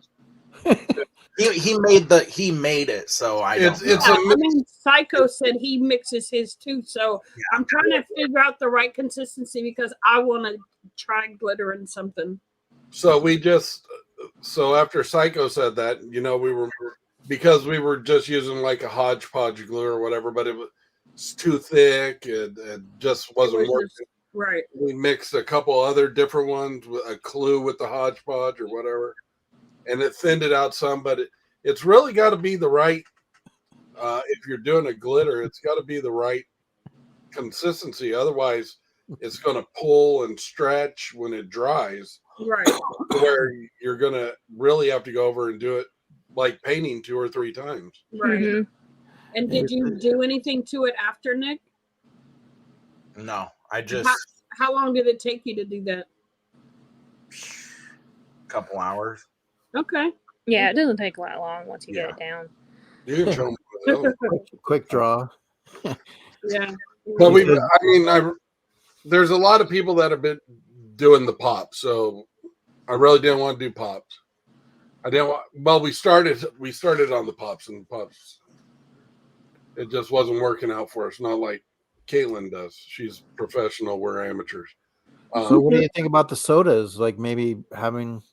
Well, he's going to show you here. Okay. They did custom one Vampire Mickey soda. Oh, okay. Oh, we've stepped our game up from the Vampire Mickey. I'll show this. Okay. Go show. Hold on. Wrong screen. There you go. Oh, wow. Look at that. See, that is, I mean, that right there, that's sweet. That's awesome. Oh, wow. Oh, man. And now what are those in the cases? These are the flip cake tubes. Design tubes. Yeah. All right. Shout out to Flip Cake if he's here. That's awesome.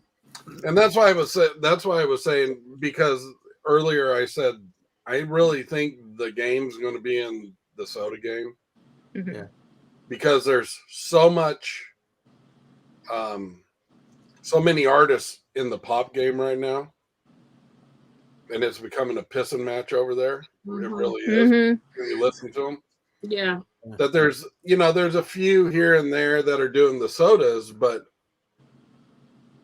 I haven't seen hardly it. I haven't seen really any. I know JJ was doing them. I don't know if he's still doing them or not. I've heard a couple names of people that are doing some, but I watch a lot of YouTube videos on Funko products. Mhm. I've never seen one. Yeah. So, well, that monopoly is really cool because I mean that regular soda, like I mean, it doesn't do anything for me. Yeah. But that right there, yeah. I would want that on my shelf. You know what I'm saying? I kind of want to keep this one. Yeah. But I can't. Yeah. I mean, can you imagine the Joker 89, the 89 Joker, a Batman? I mean, like my mind's just running now. Mhm. Those look great. I will say we got a Oompa Loompa in the works. Oh man, That's kind of cool. We got a Willy Wonka in the works. wow. we have a Finnish Snorky, a Finnish Edna Mode. Wow. You do have Green Lantern in the Green process. Lantern. I mean, and it's just. I want to show another one. I mean, Mama J wants Deadpool. What are you going to charge for those? we're actually going to give them away. Oh, Oh wow. okay. I mean, we just put them in like our auctions or whatever, and just. I bet you can auction some of those off, and people are going to buy them. I mean, I know, but I mean, we did with the Vampire Mickeys, and they were selling for like $55, and I was like, oh wow. Yeah. We'd rather give them away. I mean, Oh, wow. wow. Oh, that's awesome. But the reason, and I didn't want to railroad this show. I mean, I don't want to take anything away from Caitlin. No, you're good. You're good. I'm very interested in the processes to do this because you have just a basic. I mean, there's a lot of times that they'll do a Funko soda chase that is just a piece of crap. Mhm. Right. It's like- lazy. It's lazy. Right. Monopoly Man. Exactly. Exactly. So This is way 10 times Yeah, better. They If made that a was better the case, chase. I mean, That's what they did. you're gonna everybody that's gonna vote, they're gonna pick that one 100%. It's a landslide, you Right. know. And that's the thing is like, I mean, that's awesome, and it opens the doors for so many different things, you know. And Mhm. it's like you said, I've seen a lot of pops, but I have not seen a lot of sodas, and sodas right now are very big. So it's like when you go in and you buy, you know, these sodas and you're getting a lot of commons, you're like, okay, what do? I got 5 commons. Well, I Mhm. mean, right there, that just shows you certain things that you can do and change them up, you know? So, I mean, I think that's a great idea. Yeah. And I will say too on the handmade by robots, if Caitlin ends up doing those, I will at some point. You can guarantee it. it takes about three coats to do Mhm. because just the way the texture is and all the crevices on, you know, it's kind of like that 8-bit style. Yeah. So that's what takes the longest to kind of get in all the cracks and everything. Yeah. Well, I'm thinking of sending her my ghost face. So, because I have one out of box, and I want to see maybe what we could do with the ghost face. But we wanted to do a Ghostface, but we sold out of them all. I know. I was You hoping do the Ghostface in black glitter and then glitter the face mat. Oh, dude, that would be so. Well, sick. the Batman might not be bad. Yeah, that's the one Yeah. I was thinking about grabbing. I have a Grabbing another Batman one. out of box. So Yeah. yeah, that would be awesome, glittered. Yeah, and the logo glittered and everything. And I mean, Yeah. there's a lot. I mean, definitely these products, you can add so much more to their dimensions. And it really, when we look at collectors and we look at us as buying these products, like I said, I mean, yeah, I want to chase and I want a common, but now I have another common and I can put glitter and like diamonds, or I could put the Mr. Monopoly, like I can make it look really cool. So if I like that particular fandom, I can just elaborate on it in so many directions, you know? Mhm. And so I think that's awesome. To me, though, most of the time, I prefer the common over the chase. So Right. we could leave the chase out and then just have the diamond one. To me, is better than most of the chases they have these days.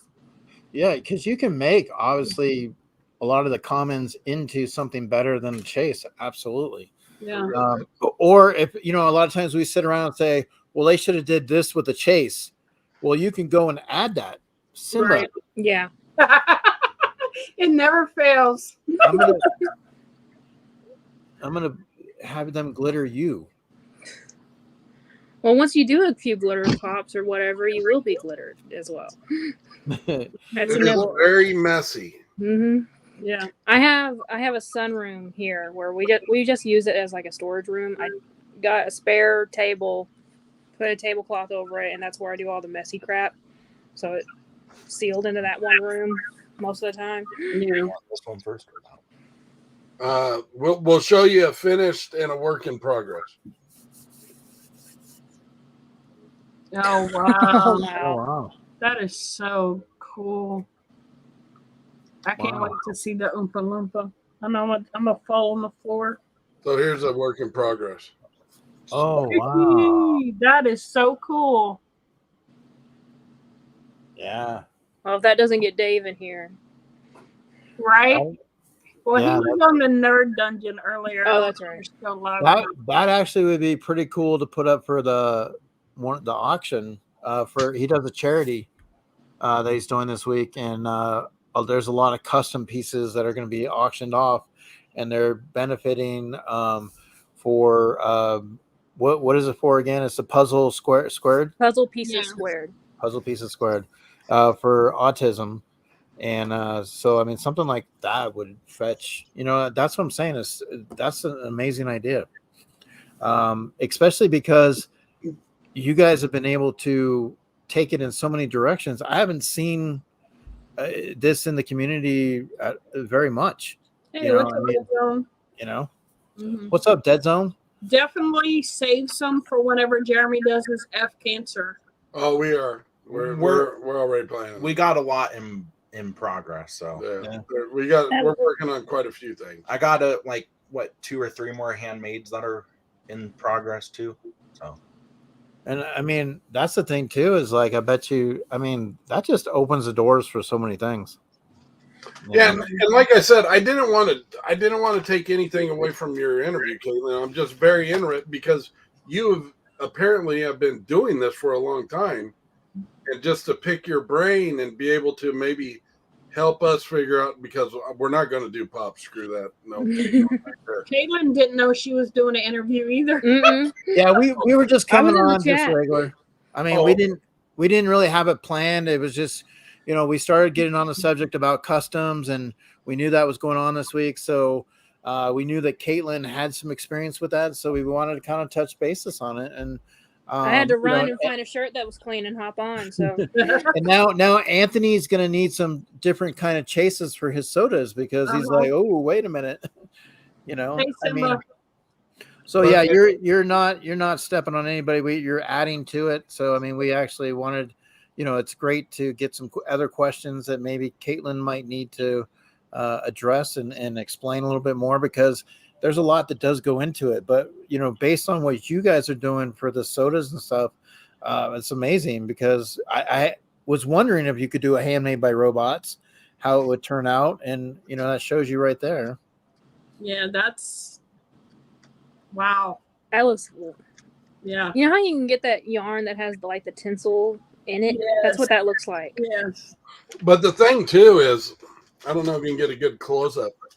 But with the glue and the way that the glue dries, or do you want me to hold it while you point to it? You can still, you can still see the texture of the knit yeah in there. So, but yeah. So what I do when I glitter something, it takes me longer to do a glitter pop most of the time than it does a paint pop, just because I work in stages. I just use regular Mod Podge. I don't mix it with anything. Put a very thin layer on it, and just put at least 2 coats, sometimes 3, depending on what color it is underneath it. And then I seal it again with another coat of Mod Podge. And each layer obviously takes however long it takes to dry. Right. So it's a long process, but if you do it, it'll work. Now I don't know if you did so many layers on the HMVRs that it would take away the yarn texture. That'd be something I'd have to work with. I will say you got to let it dry for a long time. Yeah. Like overnight. And then when I came back in the morning, you could kind of see it starting to go through. Mm-hmm. But then you had to wait again. And then. And I think if you have to do multiple coats, you're going to lose the effect of the yarn. But I don't think that as a consumer, I know from me, as a consumer of Handmade by Robots, if I were to get a glitter edition, I wouldn't be wanting to see the textures really. Right. I want to see the sparkle. Yeah. Right. Yeah. The shine. The shiny sparkle. Good night, Anthony. Good night, Anthony. Nice. In 5 minutes, Anthony. Well, I know when they come out with Sam, the Sam soda, Mm-hmm. I would love to, because the chase isn't like that crazy. I would love to get one of those like you did Spiky the Clown, like to have you do something with that. That would be pretty cool. $700. Check is in the mail. That's But awesome. yeah, I definitely I am just taken back by it because, like I said, going into the stream tonight, we didn't really have an idea what we were going to talk about, but like with the customs, it just seeing this stuff now, I'm just like realizing how much more it's playing into the game of the collecting, It Yeah. is. Since you brought that up, Eric, let me just say, for some reason, YouTube wasn't letting me put it into the chat earlier. When you were asking about how you write with the why so serious on the back of that Mickey, you're asking me if you could do a Sharpie. So the only problem with doing a Sharpie is that it would be muted. Like if you tried to do a red Sharpie over that green, it ain't gonna look good. Okay. But you can use it as a guide. Hand write it first and then go over it with your paint. To use it as a guide so you know where it's at. Easiest thing to do is just get some paint markers. You can get cheap ones at Walmart if you feel like you're going to do this for a while. Spring for the Posca paint pens. They're expensive, but they're good. They're not going to chip very easily. Yeah, And aren't they usually like $6 a pin? No, you're talking about Coppet markers. Maybe. But the Poscas can be expensive. I think an 8-pack is like $20. So The problem I had with the Sharpies, though, is once you put them down and you go over them with paint, it bleeds through. Oh. So it depends on what kind of paint you're using, I guess. But the paint pens work the best. Yeah. Because you can use a paint pen, like a white paint pen, but then you can go over it with a blue or a red and it's not going to bleed at all. Yeah. A lot of times the Poscas, though, the reason why they're so popular, like you can have like the green and then go over it with the red. That red's going to show up. You're not going to need to go first with the white. You may have to do 2 coats of the red just to make sure it's like all seamless. But Posca is one of the best products out there. But you can still use the cheap stuff and still get away with it. Well, just trying it out for the first time. I'm like, okay, whatever, I just have it like a prototype, and then from there I can say, okay, well, I like this, I don't like this, I'll change this up or whatever. But I wanted to see the detail going into it, and like what it takes, and how the primer works, and just the whole aspects of the customing, Yeah. But one thing that Caitlin said earlier that I might have thought of it, but I really didn't think of it, is did that make sense? Okay. Is you wipe all yours down with acetone first, so the primer sticks. That is it's just so it sticks better, I would say. Because I've done just the regular, just let's blah blah blah, put some paint on it, and it just bubbles away or what. So anybody in the chat that's looking to do a custom, make sure you wipe, because there are so many. What a lot of people don't realize is that the PVC plastics are oil based, so there's a lot of oil that penetrates and permeates the plastic, that you got to wipe off and clean that surface. Otherwise, you're not going to get a clean surface to apply your paint on. So when you said that, it resonated, and I was like, Makes sense. Yeah. Now, what made you decide to want to take on the sodas and start customing sodas? I mean, it's a great idea, but it's like you sit there and you're like, okay, like what can we do next? It always seems like the wheels are always spinning with you guys. I know you guys talk about like this is the next big thing. Wheels are spinning off the tracks. But I mean, you're always, I know you talk about like, okay, you got to get this. This is going to be big. It's the next big thing. You're usually pretty much like on what's catching fire, you know what I mean? But you're adding to it, So like now you took something handmade by robots that a lot of people are liking and discovering.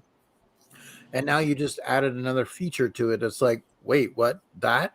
Like, I want that, So, I mean, I don't know. I just, like I said, when you think about those things, it's like, where do you guys find the time to just like, you're always working, you're always doing whatnots and you're doing this. And it's like, how do you find time to do this stuff? We don't sleep. Alcohol helps. No, I mean so what really, because we've been messing with the whole custom thing for a while, long while. And it just we weren't getting it. I mean, it wasn't firing. I mean, we were playing with a lot of different shit, and it just nothing like Caitlin. I mean, Caitlin is like a master's degree compared to our. I wouldn't go that far. Okay. Oh no, I would. No. Thank you. But so we were just trying to learn, because I mean, if you want to know anything in this world, you've got to put some type of time into learning about it. Mm-hmm. Watching people do it, like Caitlin. I'm sorry, I haven't watched you do it. He's heard about you. I just heard about you this evening, and I was just. Well, I tell you all the time about people, but you tend to. So well, she has a video too. You've done a video, right? Where you've kind of broken some things down on stuff that you've done. I've done several videos, everything from like resins and to customizing pops. I have a video where I customize this pop all the way through, this pop all the way through, not the storm, but I've done videos on how to make the resin magnets on your own. See that? I mean, and that's awesome for people like me. I never knew that. Now I know that, and I guarantee I'm going to watch some videos. I'll tell you right now, I'm working on some stuff now. It's going to be a better quality video where it's not quite as boring. Hey, as my other ones are. Hey, I got a slow mind, so boring probably is a little slow. Yeah, that's true. Okay, potato. Right. What up, Pills? I'm actually changing the name of my channel soon to Caitlin's Crafts and Collecting. So the crafting stuff I haven't done the crafting stuff in a while. It's definitely coming back. I'm going to try to go back to at least one craft video a month again. I was doing that for a while and then slacked off. So see, this is great. So when you do that, definitely let everybody know. Let Eric. I mean, Eric and Sassy, they let people know a lot of stuff, and usually I can retain 4%. But so getting, I guess the one, what's her name? Spanky. Spanky, yeah. Spanky. So I was watching. We love Spanky. Love Spanky. Yes, Spanky is great. I was watching one of her auctions, and she had this Freddie Mercury in the crown with the cape. Diamond. Did Kix do it? And I was like, holy crap, that is the coolest thing I have ever seen. Because the way they had it in the box is they just like put it in the clamshell and then put it in like a soft protector or whatever, or a hard protector. And it just sits there, and I was like, boom. And then he knew who did it, and she talked about what it was Psycho Dad. Psycho Dad. Yeah. Well, then Psycho Dad on Whatnot, he sits there and he does these diamond glitters, but he's not auctioning anything. But you can go to buy it now, I guess, and buy them. Yeah. If you say you want it, then he'll put it up for buy it now, and then you can just buy it. Right. Yep. So he sits there and glitters, talks shit, and has a good time. And you can buy his stuff. I spend many nights in his channel. I do too. So I'm sitting there watching him, and I'm like, light goes on. Hey, you can't screw it up with a paintbrush. You just sprinkle some pixie dust on it, and hopefully it turns out. Right. So we do have a question. Augie, how's it going? Augie has a question. It says, when you paint a pop, do you have to rough up the OG paint first? No, not rough it up. You take it off with acetone. That's all you got to do. And sometimes, there's layers to it. You have to be patient with it. Get it out. Paper towels and Q-tips. Can you, for those that aren't up on the Apertone or whatever that is, how you pronounce it, can you break that down to us like we're three? What is that? Acetone is a chemical used for peeling off paint. They use it industrially. They use it as a cleaning process to sterilize stuff in large factories as well. The most common way you can find it is nail polish remover. In your local. Can you just buy nail polish remover that has acetone in it and use that? It's the best is base. yes, but the best is just 100% acetone, where that's all it is. Like you can get stuff that's like find it, then they could use the nail polish remover with acetone, right? Yeah. Home Depot by the fertilizer section. Mm-hmm. Oh, okay.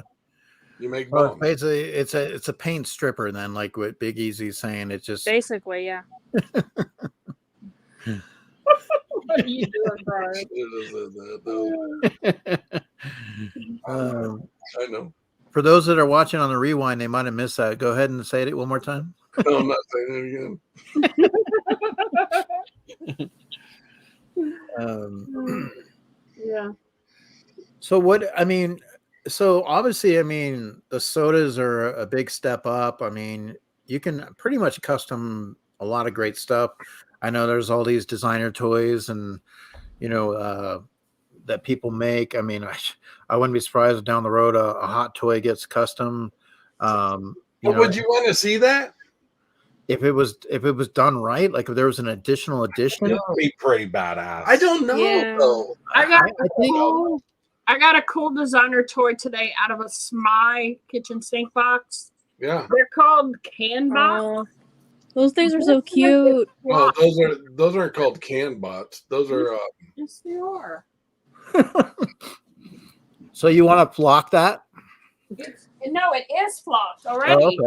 Oh, okay. It's a CanBot Series 1. Dude, that's a ripoff, man. Brian.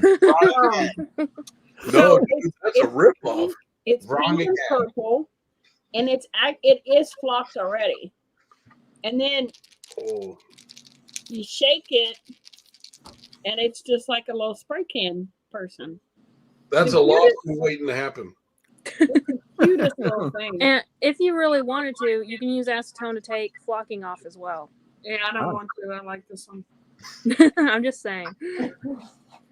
Now, is there certain things you could do with a flocked? Is it harder to do custom with flock stuff? I would think so. I've flocked things in the past. I don't like it. Takes way longer than glitter pop, and it doesn't come out looking exactly right. I can't. I've only experimented with it a couple times. I'm sure if I sat down and tried really hard, I could figure it out. But I got better things to do. Yeah. So what do you think? I think it just changes the game with these sodas 100%, because what you guys are showing. And one more time, show that Monopoly, Mr. Monopoly guy, please. Just ask that you make that big. Yeah. If you had that as a chase, a lot of people would be trying for that left and right, right? It's like that's what you want out of a chase. Like, I mean, that's just awesome right there. And so to get something like that in a can, you know, I mean, like it just ups the game. I mean, look at that. Could we get a I want this stuff custom mystery box? Not yet. Not yet. So Sassy, you just showed that, and the minute I saw it, I started freaking. I was like, no, that ain't who it is. That little spray paint can you got, that's a lawsuit waiting to happen, because here's the artist that came up with those. His name's Sket. Sket One. Yeah, be one of those. Well, this came from SMI. It's an actual product by it's www.czee13.com. Yeah, he's ripping off Sket One. Canbot created by CZ13. Yeah. That's why when I saw that, I was like, holy, those are cool. That's interesting. So, I mean, yeah, definitely. I mean, if somebody figures that out, they're going to be like, wait a minute, that's my design. Yeah. So, this live stream is going to be used as evidence in a courtroom. Well, I mean, of course, it has to be on my channel. Hey, to get you more viewing hours. Yeah. You know, actually, one of the can bots says Sket on it. SKET. So it may be the same product. Yeah, they might just be. He might have sold it to him to make the blind boxes. Yeah, when I saw it, I was like, I know exactly who that artist is. Brian wrong again. No, Brian is not wrong in that situation. You are if Sket is making those. Well, he may have. I mean, he may have liked SMI World. SMI World picks up a lot of artists, so I mean, they do a lot of stuff from different artists. So I mean, it's possible, but at the same time, it's like it's kind of like, whoa, well, wait a minute, I've seen this before, and it's in the form of this, and it's a little bit different. This is one of the blind things I got today too. Is that Pop Mart? I like that skull on the head. I'll have to look for the box real quick, but so it's got a skull hat on with the shield and the tomahawk in the back, and then it came with a woolly mammoth. Oh, that's cute. Yeah, this thing is. I love this thing. Let me see what Trey did with the box. Oh, look here. What quick it's draw? Mimi Adventure. Okay. So I guess there's multiple different artists in the one. Oh yeah. Yeah. So Sket might have done that one, and then the others are just other artists. Yeah, they're just using his format. Yeah. Okay. Yeah, I mean, but that's the thing. That's the thing. When you're getting down to these miniatures, I mean these little guys, there are so many people that are starting to produce a plastic resin miniature toy. And it's so easy to do. I mean, you can do a little 3-inch figure, get 5,000 produced over in China, and you're going to pay like $5,000 to have them all produced. We know someone coming out. Yeah. Don't we? I mean, just this one. If you look, everything is in Chinese. So. Yeah, if like Caitlin, if you're interested in designing your own toys, you go to a website. I don't know if many of you have heard of it or whatever, but go to Alibaba.com. They have thousands of manufacturers in China. They will compete to produce. If you have a line drawing of something, they will compete to produce your product from concept to packaged and shipped. And it usually only takes 3 months to do. Wow. The lead time is usually 72 days. So Umpty says Clutter is the official distributor of CanBot's Sket. Isn't the only one who has designed a CanBot, but he is really the best known. He is. So, I mean, when you're looking at, I really think. So you were technically not wrong. Thanks for playing, Umpty. but y'all have some character, like some figures in the making too, with the Mother Earth Mafia comic book thing, right? Yes, we do. Mm-hmm. Yeah, I remembered. Mm-hmm. Mm-hmm. They're coming.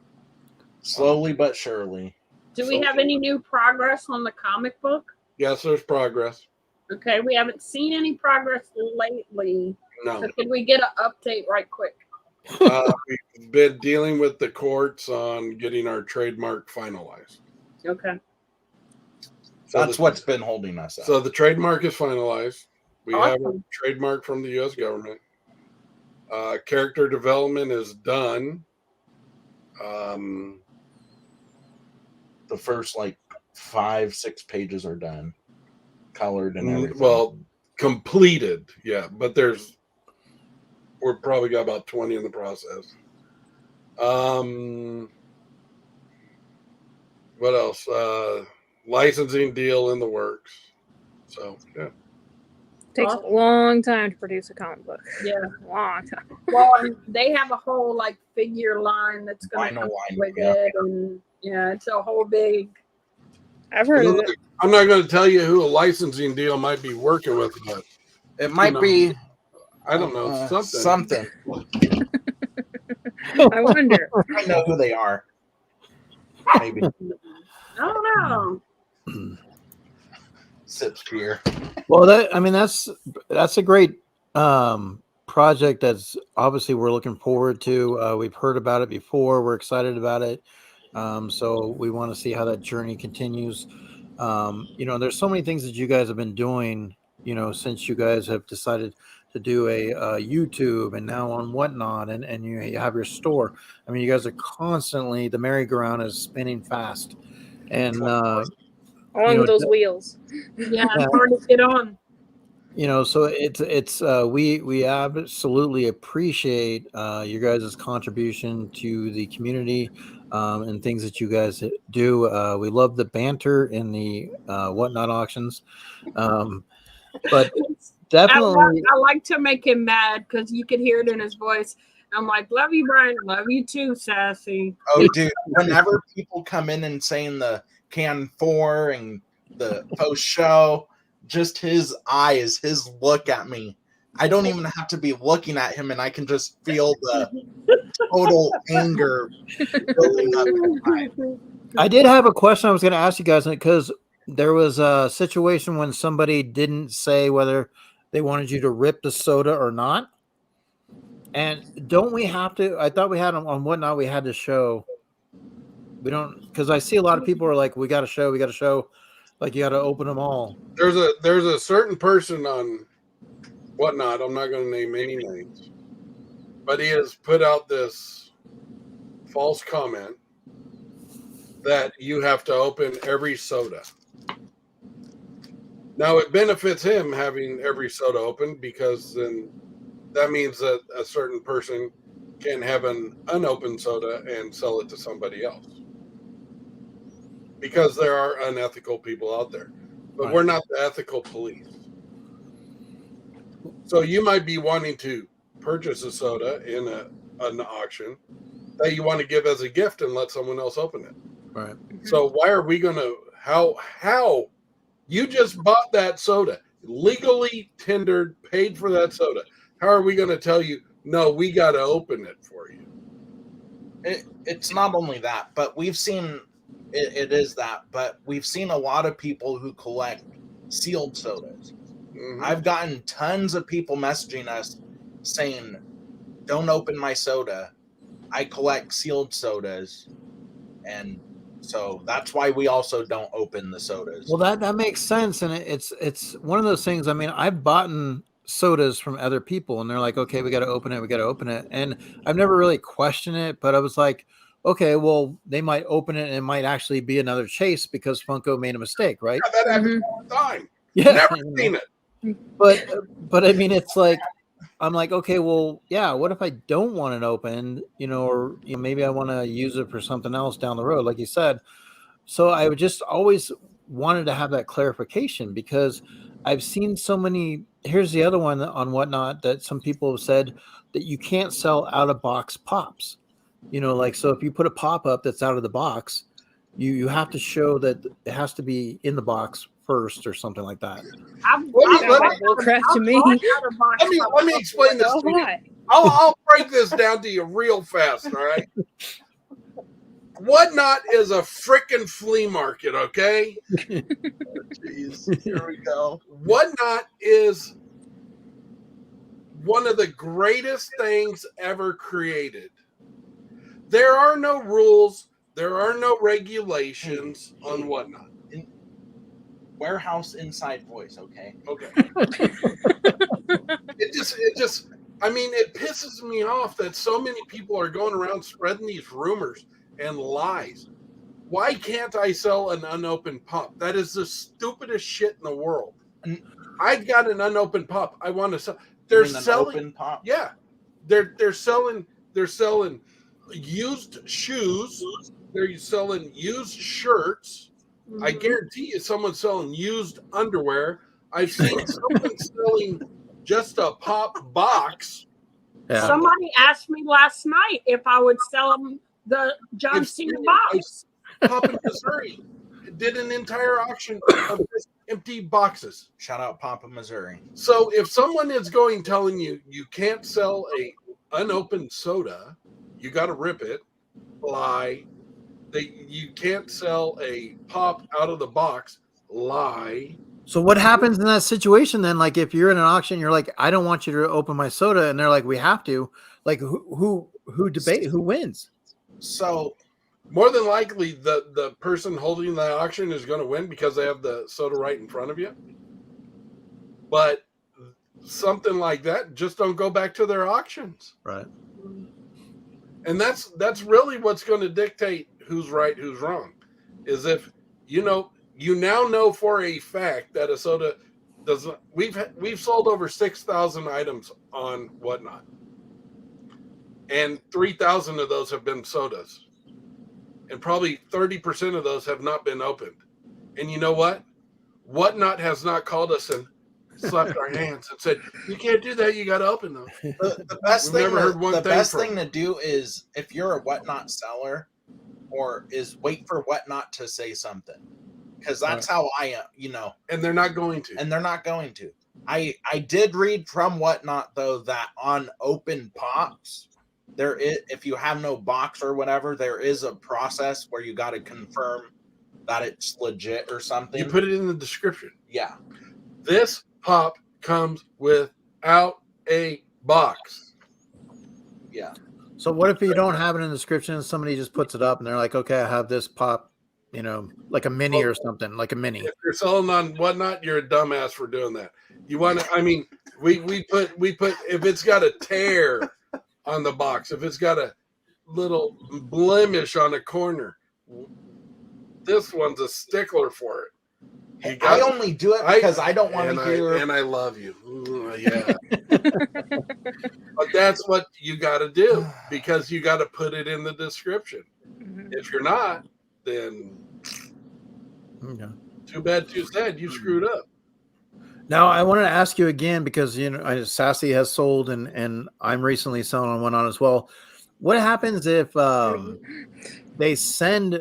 you send out your package, right? Let's say you send to me, I bought it, but I never get it. Like the post office just doesn't deliver it possibly, or because I do have one shipment that I did sell. And when I went through and I looked at the tracking, it says that it's still in transit. So it's like, I messaged them about that, but it's like, what are you supposed to do? Because you're not getting back your pops, but they're not getting something like, so what happens?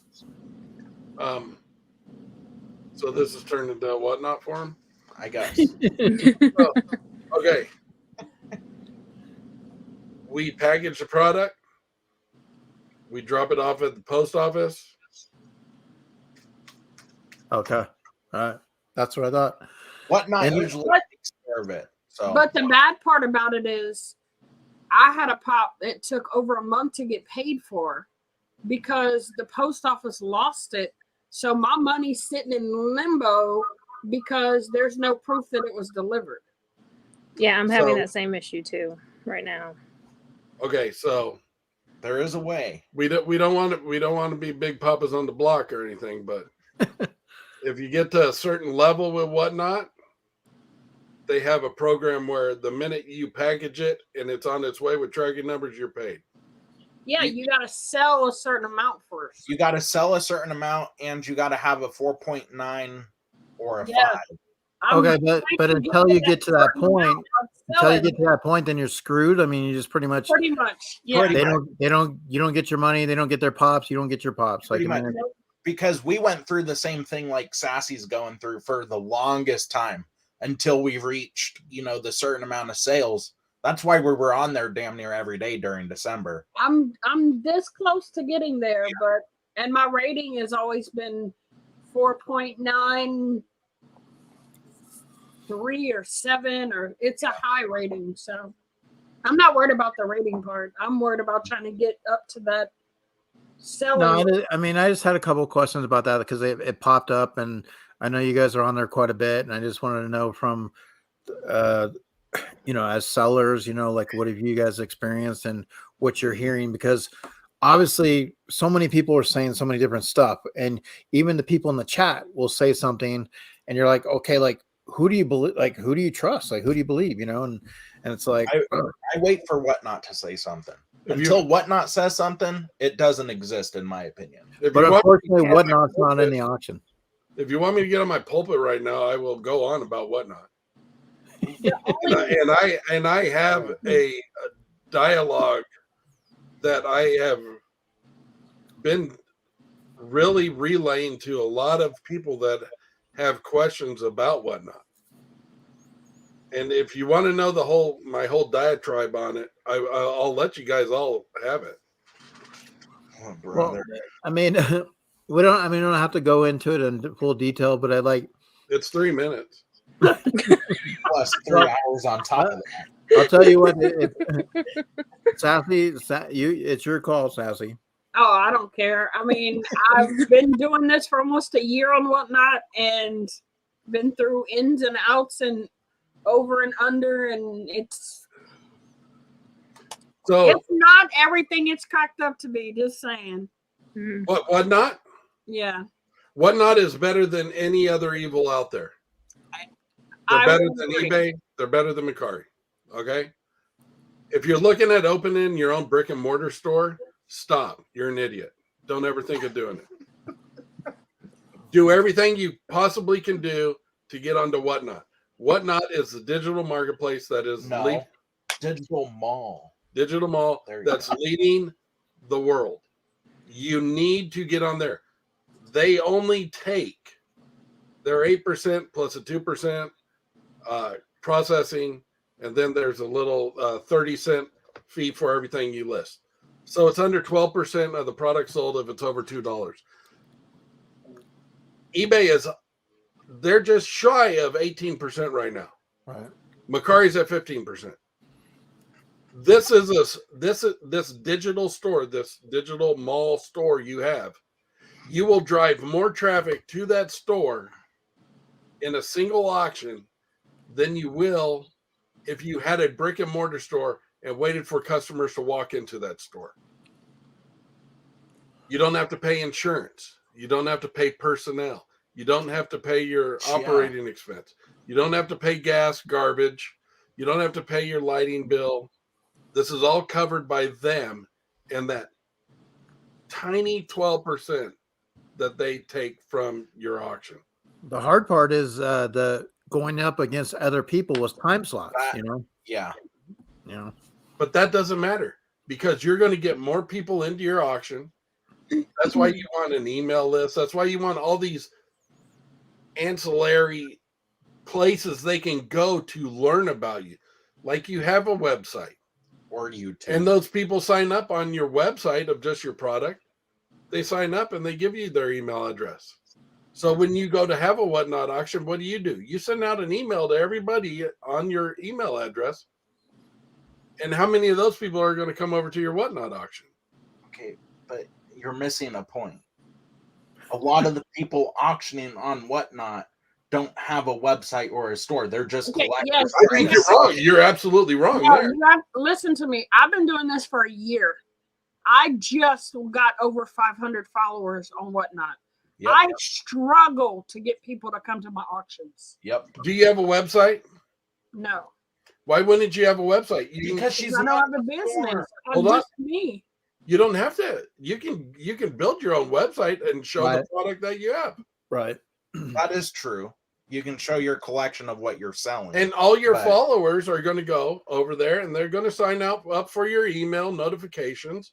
And they're going to see if you're having a Easter Day sale, something like that. They're going to want to be notified. You got to remember, though, a lot of the sellers on whatnot are collectors like Sassy. They know because this is what you're missing. Get it. No, I get it. Whatnot is allowing, and this is what's upsetting a lot of people right now, is Whatnot is allowing tons and tons of just randos onto the platform. And I will tell you what's going to happen there. Okay, and you can. But to sit here and say everybody has a website or has ways to, like we do, is not true. It takes Sassy or Eric forever to get, 30 people into a room. Okay. Now I'm going to address those issues. You have YouTube channels. Mm-hmm.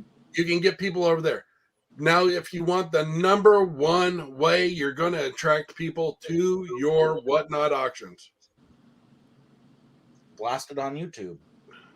I've done that. We did a video saying we were putting money in the boxes. Yep. People still weren't coming. All you got to do is put giveaways. Free giveaways. Oh, giveaway is the key word. Free giveaways will drive more people than you can imagine to your auctions. But the problem I have with, I don't want somebody just to come in and get a giveaway that hasn't even been in the auction, and somebody that's been there the whole entire time, they don't get anything, and then somebody goes right in and wins. And that's just business. This is the number one mistake a lot of people make when they do giveaways, is they don't put a price tag on it. So you got to spend, let's say $20 in order to enter for a chance to win this. Most people just say, well, this is the giveaway. No. All you have to do is follow it. Eric can be my witness. How many auctions have I said you have to spend 15 or 20 to get in, and they go right under it? And nobody, time, Comic Book Poser was the only person in the giveaway. And, and that's another point. I'm not saying my dad's completely wrong, but you got to think of you or Eric, you guys struggle to get 20 people in because there's too many. There's 100 other people just like you, Sassy, that are auctioning on the same night. Right. So there's too many places for people to go and they can't pick. And I've been watching during the daytime. I've been going in the morning and checking things out and looking at other people's streams and seeing what they do differently. And I'm like, oh, I like this. I might want to try to do this and see how people are bidding and reacting to that. I went into one auction last night where they had 600 people in there. And, the guys selling pops at $1,000. How it was just Freddie. Yeah. He's got these Freddie Funkos. He's got these old school stuff. He had the Stranger Things Freddie Funko, and it's dang, and it's oh, this one guy had an OG Boba Fett, $1,900. Boom. And it's just but the fact that the people are just dropping the money on this stuff is even crazy too. Cause it's it just flies 700, 800, 900, and it's dang, but out of the 1,000 people, how many people were actually bidding on those? The numbers were real low in that part, but the thing is, because some people don't want to pull the trigger. He had the Creature from Black Lagoon metallic, and I was trying to decide if I wanted to go there. It got up to 130, and I was some things I'm not going to get into a bidding war, because the minute you put $4, $5 down, it shoots up to 50, 60, and you're like, boom, I'm out. You know, like I didn't want to go that high. Yeah. Or some people, I'll look at what I do is I have pop price guide up, and I'll type in the item, and I'll be like, okay, like they're selling it. This is like my limit of where I'm going to go, right? And I'm like, but I had this one person that was like, well, we don't go off of pop price guide. I'm like, okay, what do you go off of? Because like if you're not using Funko, you're not using pop price guide, like you. Like they're just like, actually it seemed like they were going off of eBay, like what sold off of eBay. Yeah. And and then some would say whatnot. And it's just like, well, okay, I don't know if that's realistic to put out there, because there's a reason why it's pop price guide. It does guide how the market is moving, if it's up and down. And so it's like, I'm not gonna, like, for example, today this girl had a pop that you could get on Amazon for $13, and she wouldn't sell it, start the bidding at 10. She said it's way too low. And part of me wanted to be like, well, you can get that pop on Amazon for 13. So, I mean, like whatever, but but here to that comment. And this is what I mean by digital mall. It's your store. Right. You control the prices. Right. You don't have to bow to these people that are going, you need to start that at $1. No, I don't. I can start at whatever I want, because this is my business. This is my store. If you want to come here, and I mean, look at what Whatnot is promoting right now. What's up, Dead Zone? Retail prices. They have specific days that they want you to sell stuff all day long for retail prices. They don't even want you to do the auctions anymore. They just want you to sell for retail prices. And people are doing it, and it's attracting a lot of people. But for somebody to come in and someone made a comment about he's seen someone with 12 people. Yeah, Augie did. I've seen it too. But those people, there's time, like our Sunday auction. We start everything at $1. If we lose our ass, we lose our ass. Which we have. On a couple items. Yes. Right. But at the end of the day, at the end of the night, we're not losing our ass. Right. Well, I mean, there's a couple items. There's a difference between y'all and me. Like you're a business, you're a company, so you have that leeway to lose some to where it that's what he needs to realize. And I struggle every week to try to get pops in here to only make $4.16. Yeah, it's because it's you've got those people out there that just want the deals. They want you to give it to them. Right. But going into it, especially when we first started out Whatnot, we were getting people chirping in our ears, hey, do dollar auctions, do that. We were losing our ass. I mean, there were auctions where we were losing $200-$300. Yeah. But until you figure it out, what you're comfortable with, when you set that price, because you got to remember, it's your store. Right. This is your product. Yeah. What do you want to sell? You got to remember, you can go on every single day. You can go on 4 times. We've gone on 3 times a day. Oh, well. You can go on as many times a day as you want, and you're not getting charged for it. It's not like eBay. Yeah. It's not like Macari. You're going on there. And if you're going to, let's say you go on at 10 o'clock and you start this product out at $12. No one buys it. Okay, shit, I'm coming back on at 2. 2 o'clock, I'm selling it for $12. No one's buying it. Shit, no problem. I'm not losing my ass. I still got my product. I come back on at 4 o'clock. Someone's been drinking all day, selling it for $12. Yeah, I'll buy it for $13. Right. You just made your money. Yeah. Well, I mean, like I started out a product at $5 and it only ended up going to $7. And I was like, okay, really? Like, I mean, so I told myself after that auction, I said, you know what? I'm not going to bow down like that anymore. Like if I decide, I want to put this at $1 because I think that it will get bid up, I'll do it. And I've seen some of these guys be like, really? Like you stole this from me? Like, like this is like they would joke too, but they'd be like, I should have got more. This should have went up higher, but you guys got a good deal. But if you're only walking out with, I put a pop up and I decide, hey guys, I'm going to do you a favor by starting to bid at $2, but then you only bid it to $4 and take off with it, You don't do that. You do not do that in this. You do not do that with Whatnot.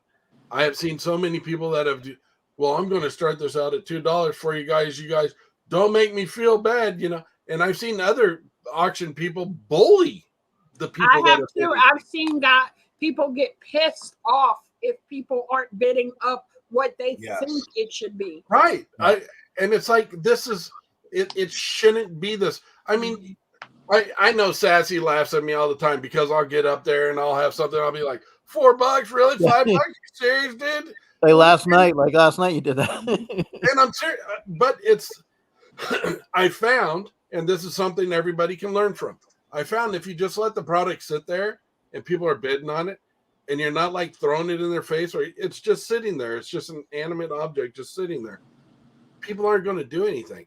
But if you pick it up and you spin it, you go, hey, look at the corners, edges, everything's great, blah, blah, blah, blah. All of a sudden you'll see bing, bing, bing. Well, see, and another thing I recently learned from watching The Reasonable Gentleman, he'll do floor to ceiling, and it's winner's choice. But before every round, he'll tell you exactly what pop is up in that round, because most people come in and they're like, okay, what's going on? Yep. But if you're explaining every single time, which takes time, but I did notice when I did my sodas on Sunday, before I started every round, I told them, this is the sodas we have left. And it seemed to go better than it had done before. So if you're willing to spend the time to explain over and over and over and tell them what the expectations are and tell them what they can win, then it seems to do better. Well, I think it's a Jones effect. I mean, if people are bidding, they're going after something and they're in there, sometimes they're like, oh, I want to get in on this. I want to get in on this. And especially like if you're opening up a case of sodas. Now, one of the things I've noticed differently with people with sodas is they open them differently. Like they'll sit there. I've seen one guy, monthly pops, he'll open them up, move them around all over the place, and then put them back in and then mark them and then let people buy their spots. So I think that's a good thing too, is like having different ways of buying a product, that impulse, creating that impulse. Mm-hmm. And, like I said, if somebody's like, oh man, they didn't pick up 2, I got to get in there and get 2. Like, I think it's in 2, you get the chat saying, oh, it's in 5, and then you get a lot of people that are wanting to go after that number, or if you get down to the last couple of boxes and they haven't pulled the top hit yet, everybody starts bidding crazy, and it's, that's what I've been noticing a lot with these auctions, and just trying to figure out how they're being played and how the chat, the people that are coming in and buying stuff, how they're responding. Because obviously, like I said, if you put the right bait in the water, you're going to get some movement. And yes, I mean, granted, sometimes the time of the nights that you're doing it, doesn't quite equate, but if you do have the product up there that people are wanting, like, I mean, a lot of people are like, do you have this? Do you have this? Do you have the Disney stuff, the Encanto? Or no, don't have it. Do you have Apex? No, don't have Apex. You can't listen to them. Yeah. You can't listen to them. We found that the minute you start doing, just the other night, or just last night, we had somebody asking, oh, where's this? Where's this? Where's this? So finally it came up, and they were gone. Yeah. So you can't sit there and anytime anybody's like, hey, I'm looking for this Apex. I have no idea what in the hell Apex is. We got that all night long. Apex, whatever. Have a good night, Sharon. Night, Sharon. Night. You know what? We're running off of this table over here that's got 300 items on it. Mm-hmm. And we're trying to move them in and out. It's an assembly line. Here you go, here you go, here you go. We're not there to play games. We're there to sell product to you. Right. Either you're getting a deal or you're going to overpay for it, like someone paying $40 for a stitch, whatever. But it's coming and going. If it's right in front of us and you're asking for it, sure, we'll put it on there, but we're not going to bow to you. And this ABI, whatever. What's the giveaway tonight? Are you having it? God, it only says it on the screen. And that's when I just said, you got to buy something, period. Because those are going to be the people that are coming to, I think they're like gypsies. They come in a van and there's like a bunch of them. Yeah. And they're like, what's the giveaways? What's the giveaway? And some people, their channels thrive on the giveaways. That's what drives. And the one thing, Sassy, is just because you got 500 followers, don't feel bad that you only got 500 followers. Because if those 500 followers are people that actually buy from you, that means more than someone that's got 2,500 followers that has bought most of them with all the giveaways he does. Well, see, this is what's been happening lately. I'm making friends, you know, going to y'all's auction, going to CISCO, going to Jordan, Spanky. You know, you start making friends with certain people, and every time you go in, they're like, hey, follow Sassy. She has a great auction. And then that's where I'm finding more and more people that has been a referral from someone else in my auction. Well, and you know, to your point, you know, there's a lot of people like you or Eric who are suffering a little bit with viewers, and that's why when you guys come into our auctions, we always say go check out their auctions. They do auctions all the time. I mean, they're Shadow Pops. We do it for people that promote us. Yes, but Shadow Pops, he's another dude, great dude. I think he has around the same follower count as you do, does great auctions. And, you know, I think the other night he was doing one, he had about 40, 45 people in his room. But all those 45 people were genuine people actually bidding on stuff. Right. There is a troll out there that he sells sodas or something. You can be like him and go into other rooms and be like, hey, what's up? I'm here. You know, I'm here. Calling you. You know, that's another way to attract viewers too. Well, I don't like the people who are like, oh yeah, throw this up, put this up, and then you put it up and nobody's bidding. And it's like you're like, wait a minute, you just said to put that up and you're not. There's nothing. Yeah, we get those people all the time. It's a look at me, and we get that all the time. But what you're doing is what you need to do. I mean, the one thing that has helped us the most, and this is my opinion, and you might be different, is the thank you card we put in our boxes. Yes. It's a thank you for your purchase, and it's got all our social media accounts on it. I was going to ask you guys, how do you get those cards? Like, I mean, if we wanted to do something like that, because show it on the bag, dude. I've been putting on stickers and stuff, but well, I always put candy, and right now I'm putting Mardi Gras beads in. How does that help you bring people to your channel? But sometimes I put cards. I have little business cards I put every once in a while. Let's see. This shows our whatnot, YouTube, our website. I have a card. I have a business card. I just don't like to me, it doesn't pop like y'all's card does. Where do you guys get them made?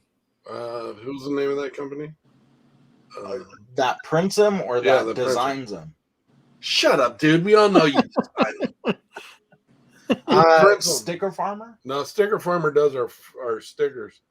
I can tell you. But I mean, we do like 5,000 at a time. It's like $150. That's not bad. No. Well, I know like Dead Zone, same thing. He puts his, in there, and you get a lot of different stuff. And and like I said, I mean, I want to be able to advertise and put in mine, but I've already gone through a lot of my stickers from the beginning, and I'm trying to order more stuff, and make that, so you do get the repeat business, or people are like, oh, I like this touch, because I did get a pop today that didn't even have my whatnot slip. It didn't even have like showing that I ordered. And I'm like, okay, I need that for like tax purposes. Like if I take that pop and I use it to resell, like, I mean, I want to have that. So, I mean, that type of stuff is important. I mean, I try to write on the whatnot slip, we appreciate it, blah, blah, blah. I'll try to put something in there. I always try to put extra stuff in too, like little tiny knickknacks, but no. Well, I just do it because that's who I am, though. I mean, that's fine. If you want to be a reputable business, not really a business, but if you're trying to attract people, there are people out there. I mean, I'll be totally honest. I don't want your shit. I want the item that I bought. I want a receipt. If you want to throw your sticker in there, great. I don't want the candy. I don't want these toys that you picked up at a garage sale. But let's be clear on what we're saying, because we throw in extra little gifts. Yeah, our gifts are a Pez. I know, but I want to be clear that doing that is okay. I'm just saying, you got to be careful with what you're throwing into the boxes. Yeah, what if I don't want your Pez? What do I, I mean, but those are the things I get. Like, well, let's put it this way: you got to be real special, and you got to spend a lot of money to get a Pez. I want the box tee. I want the tee. When I get thrown into the auction for the win, I want my name pulled. I want to win the box. We do it legitimately. No, I know. There you go. Would you rather get that, Sassy, or would you rather get 3 Rugrats that look like they've been rolled through the mud? I want this stuff money to throw this in there. No, but okay. No, I'm saying if I was doing 1,000 or more a week, then yes, I could do that. But Brian, I'm barely making, and I'm gonna put all my business out there. I'm barely making 200 a week. Barely. You got to remember that and not everyone on Whatnot is a business. Okay. All I'm doing, I understand. I understand the frustration. I mean, I come from nothing. I work my damn ass off. And I'm just trying to give everybody some helpful tips on how to go about doing business. I think it all comes down to branding yourself. I did really well. I did really well on a lot of my auctions up until my last one. My last one was was really slow, and but I have to tell myself too that, like, it's not always going to be, like $1,000 shows. Like, I mean, I get that. So, but the thing is, still trying to find the product that people are wanting to pick up and look at, like, okay, like, I don't need Eternals pops, like, I don't want those. I can go get those for $1. Are you sure? We'll sell you 120 of them, no problem. I mean, I couldn't get through the movie. I'm not going to want the pop on my shelf, but but there are some pops that are like, oh wow, like I haven't seen that. Like, this one's hard to get. Or like tomorrow, Scooby-Doo's coming up on the NFTs, so a lot of Scooby-Doo pops are going to go up. Like the OGs, whatever the case, a lot of those pops are going to go up. So it's like, being able to have access. Spider-Man lately is really hot, so being able to get that stuff, and it's, but sure, I mean, a lot of people still, want the stuff that's like the Apex. Well, that doesn't come out until July or whatever, but like, I don't know what some of that stuff is, but I mean, it's like, if I come across like, I've now come to the point where I've tried to get more anime pops, because I know that's what people want. And I know that it brings in some value because people do like the anime and they sell. The guy sold an anime pop for $1,000 in his auction that you could get on a Target store that you would have been able to pick up for $11, and he sold it for $1,000. See, that's my frustration with the whole thing.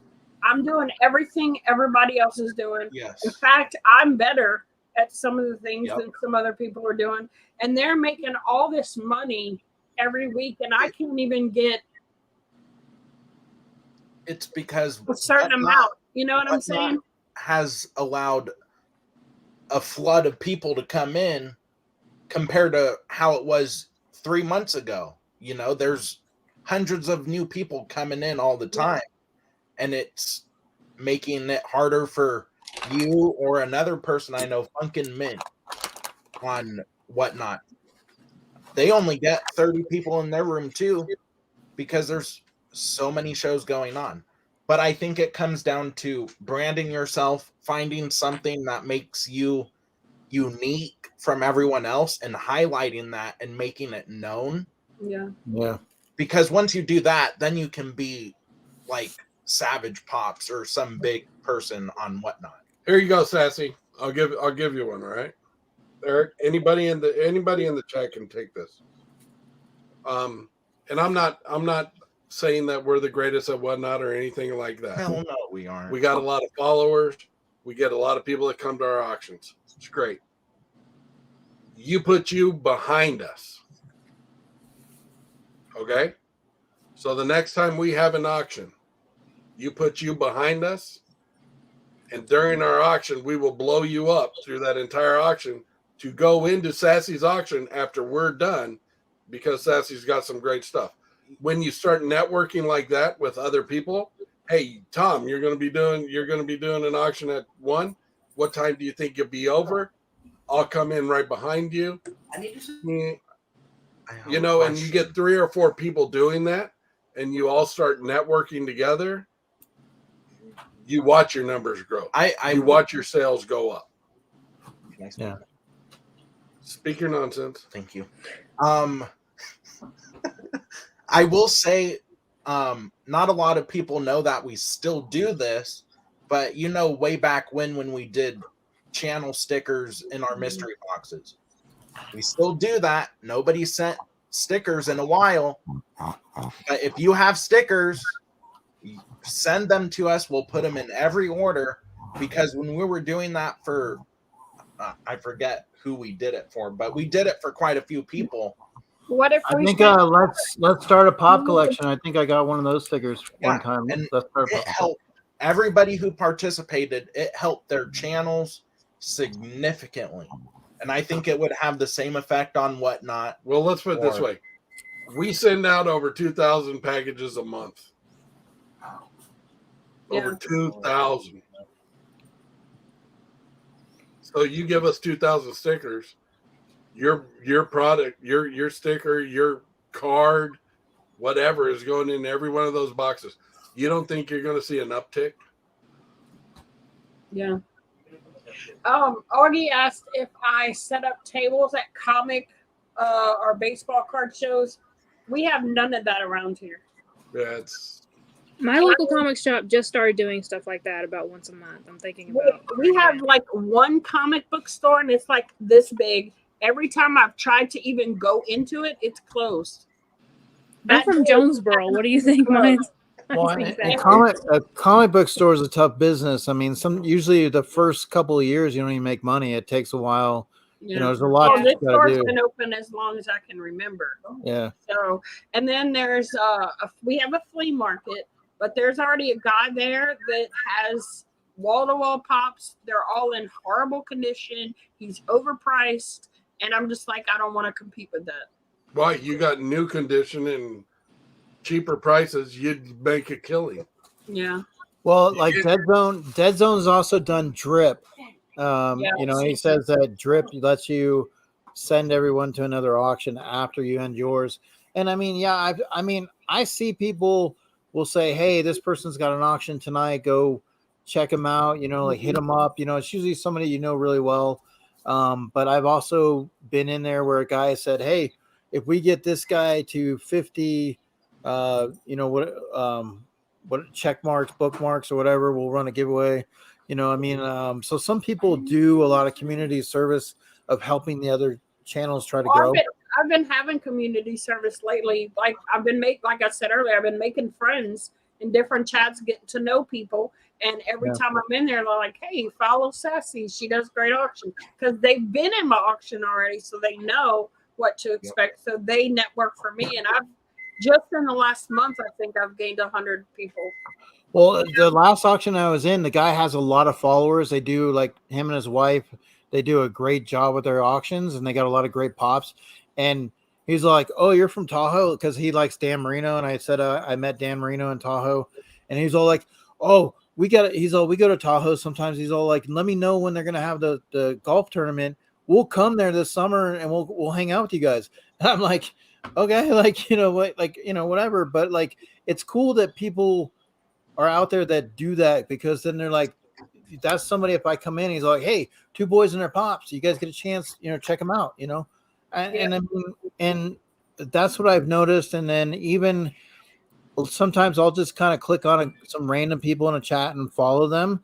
And sometimes I'll follow back, but I'm just like, you know, it's one of those things. Like if they say, "Do you have any Scooby-Doo pops?" and I know that I'm going to have like 10 of them, I usually follow that person because maybe they'll see my auction down the road or whatever. So I mean, it's like you say, you got to market yourself a little bit. You got to put your name out there. You got to be able to like let people know, like, hey, I got an auction tonight, and yeah, we're gonna do some giveaways. Okay, like obviously there's the word, right? The light giveaway, but like I'm not gonna just give something away to somebody who just came into my auction just after 2 seconds and they walk out with a giveaway. Like I want it to go to someone that's bidding, and that's in there. But you can't prevent it. I know, and it's Dead Zone wants to know what size cards. 3x4 works the best. Yeah. 3x4, but send whatever you want. But a 3x4. Yeah, send whatever you can. Next day, like this size would work. 3-inch stickers are the best. Yeah. Next Day Flyers does our cards. Who? Next Day Flyers. Next Day heard Flyers. that name before. Good night, Big Easy. Hope you have a great day tomorrow. Night. And yeah, so Sassy. So what I'm going to do for you? You're gonna make a glitter soda, and you run a week or whatever, and you promote the hell out of it. That's going to be your giveaway, but they got to follow you. So that'll get you some followers, and that'll be a giveaway, and you can promote the hell out of it. All right, I appreciate that. But if you glitter the soda, you gotta finish Mama J's Care Bear too. No, he's glittering the soda, not me. I know. I'm saying you have to do Oh, yeah. What do you want? You want Mickey? Yeah, that'll be fine. Whatever you have done. All right, I'll send Mickey to you. Augie says, don't underestimate yourself, Sassy. Go to your flea market, put out a table, and put out a couple of 100 pops. You'd be surprised. You will be surprised. And the same thing goes for Whatnot, too. If you have, 2 days off where you're not doing anything in like the afternoon, back-to-back days, just hop on Whatnot. Do an auction, man. It's absolutely insane. We found some of the most, if we were to look at profitability, and we'll go with the sodas, profitability is early afternoon, like noon to 3. Yeah, well, I'm trying to get the hard part is doing it by yourself. I mean, it is hard to do it by yourself. And the thing is my boys make money when they help me, but the question is sometimes to get them at the right time. So, I mean, if we make a certain amount of money, they help me for boxing it up and printing the labels. They'll help me when they run the auction, so they get part for both sides. So if they only help run the auction, they're only going to get paid for that. But like that's one of the things I wanted to do because I'm not working right now. Like I'm at home with Logan and I'm not at school, so I'm on family leave. So I was like, okay, Logan, I go, when you get home from your first period of class, I said there might be some days where we might do that. Like I said, let's try to run a little bit of an auction, in the afternoon, because that's what I've been kind of studying. But I've also been wanting to do a format that's going to work for me. Because like I said, that like I've tried a couple of things. I've tried the mystery boxes. I've tried the, the buy it winner's choice thing. But I want to try to mix it up because I've seen how crazy it is where some people will say, okay, the floor is $20 and the ceiling is like $400, right? And these people are bidding $60, $70 and they're winning a mystery box, but at the end of the day, they went home with a $20 pop. You're like, you spent $70 for a $20 pop because you were trying to get something at $400. And I mean, and that's the hard part is a lot of people are doing this. So I'm like, okay, well then I'm not going to feel bad if I put a $25, $30 pop and they know, what they're getting, at least they have a choice to pick and say, okay, on this rack, you have $30 pops. You won something from $30 you can pick from over here, because instead of a mystery box where I open it up and you get what I give you, you may not collect that. So it doesn't, we don't do the pick from over here, pick from If we're going to do a mystery box, it's usually 10 boxes, 12 boxes. We show everything that's in the mystery boxes. We usually have a starting point, and people can bid up to whatever they want, but they know exactly what's in those boxes because we don't want to be deceitful. There are many people that are out there that do mystery boxes that are totally deceitful, and you will spend, like you said, $50, $70 for thinking you're going to get a $300 pop, and it never happens. Well, you're getting it. I mean, some people know. I mean, you're buying into the channel. If people are saying, okay, look, yeah, you're going to have 7, 8 pops that are $20. I mean, you know that going in. But the thing is I've also seen it where they said that the floor is $20, and then when you get your pop and you go and look on Pop Price Guide, and it's like $16, you're like, wait a minute, like, you know, it's not $20. And so that's the hard part of it too, is figuring out a balance to get the buyers to want to push the button and to say, I want this pop and I'm going to battle this guy. It's okay. I'm going to keep battling, you know, I mean, because like I said, when you do see some of these pops going for $1,000 and higher, you're like, you know, people have money out there. So, you know, people are spending money for these particular items, but even the smaller items, you know, that we run into, it's like, I get it. Like some lady had a Freddy Krueger with syringes, and she was trying to say it was a $70 pop. And I'm like, no, it's not. Like that pop is lower. Like it's no higher than $50, but you're marketing it as a $75 pop. But I like, you know, I know the value. I'm not going to go in that direction, you know, but I also want to make sure if I'm going to sell, you know, yeah, I mean, I could put pops up there and put them on the spinner and say, okay, like get you guys this opportunity. But at the same time, I don't want to take a dive where now I just sold that pop for $4, but I spent $17 on it, you know? You got to set your prices. It's what it comes down to. I mean, we couldn't do dollar auction if we weren't buying in, you know, pallets. Right. We can absorb the loss if we have to. If we were doing it just as a collector, you couldn't. You can't. Yeah. That's where I struggle because most of my inventory comes from mystery boxes. Yep. Right. And if I'm not getting mystery boxes in weekly, then I don't have inventory. Sundays, I pulled some of my sodas just so I could do the soda thing. So like now I'm starting to pull from my stuff because I'm not getting regular boxes in because the shipping takes too long, or mystery box companies are not shipping out instantly, you know, and stuff like that. So I struggle to even get inventory weekly. Have you thought of buying in like collections?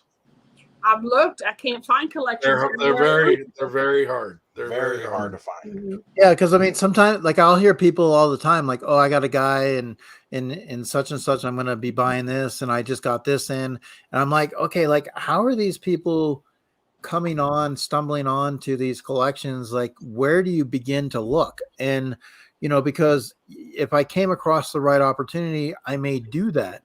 But the other thing that I do want to do is I thought about the soda case breaks, you know, but what I'm worried about, if I go and spend $80, $90 on a case of soda, but then all of a sudden I only end up making $70, you know? So it's like, you know, cause you got to figure out which soda is going to drive, you know, the buyer, you know? And, so here's something I laugh at. I don't know, laughing is the right word. But if you go onto our website, we drop sodas weekly, brand new sodas. You can buy a case shipped for like $100 or something like that. Yeah. So it's like $15. The chase alone is worth anywhere from $50 to $100, depending on which one it is. Then you have all the commons that come in it. Yet people will go on to Whatnot and spend anywhere from $20 to $40 on a soda. They'll buy multiple ones when you're auctioning them off, trying to hit that chase to where they could have just taken that money, come over to our website and bought an entire case of them and been guaranteed getting that chase. But the thing about it is they're doing that in your auction. They're not doing that in Eric's or mine. Yeah. So it's But hard. are you opening a full case? I mean, the most I did was the turtles. I had the turtle case, and Right. And how did you do on that turtle case? well, I ended up making $55 more than I spent. There you go. And that's what I'm saying. If you came over to our site and you bought, let's say, the Bluto, you bought a case for shipped to you is like $105 or whatever. Each one of those is going for a minimum of $20. So you're making money. And that's the thing I don't understand. I would be, if I was somebody that was having auctions regularly, I would only buy full boxes. For you to go out and sell a loose, opened, I mean, if you're going to sell just a common opened soda, you're looking at $7 to $10. Right. But if you open that case, you're looking, especially the people, because you're going to have certain followers that love Sassy Cajun or love Eric, and you're the only ones they're going to buy sodas from. So they're going to be spending $20, $25, $30 on a soda just to support you. So you can go from, that 110 you invested in that case to 180 and you're making $70. Right. 40, 50, 60, $70. You're going to be making your money. Okay, but say you buy 100, you spend 110. They have to at least go at least $18 a piece to get your money back. That's not even the 12% that whatnot takes. Right, but so have you seen? Actually, you got to make more than that. $20. So what if you can't? Like, what if $20. you're not making 20 per soda? How many auctions have you been in with a brand new soda that isn't going for $20? A few. For when they're ripping a full case? Yeah. Oh. A few. But I'm just saying, what if like I decide, okay, I'm gonna throw $100 to the wind to get a soda case, and I don't even make my money back. So then, that's yeah. If I'm only making 200 a week and I'm giving 100 of it away in one swipe, you know what I'm saying? It's hard to try to bring money back in to flip it again is what I'm trying to say. Right. Yeah. You're flipping your $200. Right.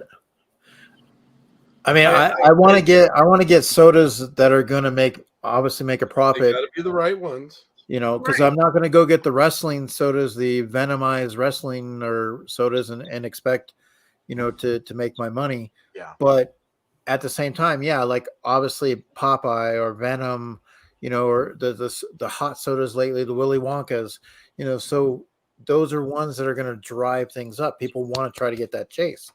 And I mean, I'm like, okay, I want to invest in that type of soda game, but I want to be able to try to do it where it's consistent. So like, obviously the money I make off of that soda, I'm going to make that. I can just keep using that 100. Yeah, exactly.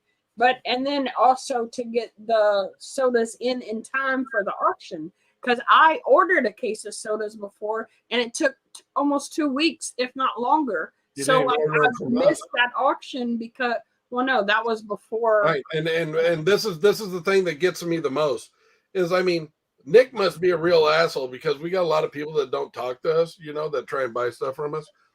It's all Nick's fault. But I mean, in my opinion, we are some of the nicest guys out there to try and help support other channels. If you need something, we try our best to get it over to you. And we give everybody the same opportunity. Yet we see, multiple people going, oh, I'm buying it from over here. And this guy, he's doing something. It's like, okay, whatever, man. This happened before we all became friends. That's fine. That's fine. Before we knew you, you know what I'm saying? No, but my point being is we send out emails, we do our YouTube shows, we do whatever, letting you know what new product is in stock. If you are a Whatnot channel and you want to come over, and we have a couple that come over and buy a full case and We ship it out. I didn't same know day. y'all sold by the case. Oh yeah, if you order 6, you get a brand new case unripped. Do you get on a list where you can buy, like you put a deposit down ahead of We don't time? do no pre-sale because we have no idea when the product's showing up. Right. That's why you need to watch our whatnot videos. That's why you need to sign our YouTube videos. There you go. You need to sign up for our emails on our website, because the minute we get the product in, we do a video or we send you an email, and you know everything that's on there. Well, let me ask you, Caitlin. Like, Caitlin, if you, okay, I know, Caitlin, you probably don't do a lot of whatnot. You know, I don't know how I much you sell go on there. whatnot, but I don't do auctions, and I don't go into a lot of people's auctions just because I don't have the money right now to spend. But you just sell on the whatnot, you know, app. Yeah. And so I mean, like, what do you think about, you know, like with the sodas and stuff? Like, you know, do you feel like you need to? You're not a big soda collector, right? So I mean, but if you look at the hottest item that's out there right now, which is sodas, you know, do you feel like, you know, you have to go out and overpay for something? Because I mean, a lot of people are spending $25-$30 at some time for these sodas. Or what do you do with your pops? You know, like if you look at like when you want to buy something, you know, like how are you doing that for your market? You know, because as someone that's not a seller on whatnot, you know, what do you think about when you go in? Like, let's say if you were to go into whatnot, what would you look for? I mean, what would you like be like, okay, like, you know what I mean? Because you have a couple of people that sell, you know, all of us sell, and we all sell kind of differently from time to time. And a lot of people do look for bargains, you know, and some people look for consistency. Yeah. You know, but you, as someone who's not much into sodas, but you like your pops, you know, what would you look for into whatnot? Like, how would you view whatnot? Oh, look here. I see those things. I mean, I'm the verdict's still out on those things. Oh, Those Hey, things hey, remind me what's too up, much of PDX? rock candies. Caitlin, go get some of those and start customizing them. I probably could. Hey, can we put a basket? Can we get a basketball in there? Can you put a basketball in those? Yeah. Some of them have them, Do they? but I'm telling you, if you're Caitlin, if you're looking at something that's going to blow up, right there. This is just the infancy. They are advertising on social media. I know. You start customizing these. I'm telling you, people are sleeping on these like they are on these. What would you do for custom for those, Caitlin? Like, what would you think to do for, Yeah, I mean, you know, a basketball player? I mean, glitter it. I mean, you're gonna. I mean, I've thought about diamonding one. put a fur jacket on them and some bling. Yeah, diamonding. If they were on, you know, other teams, their other jersey colors or whatever, jersey numbers, stuff like that, be pretty easy to do.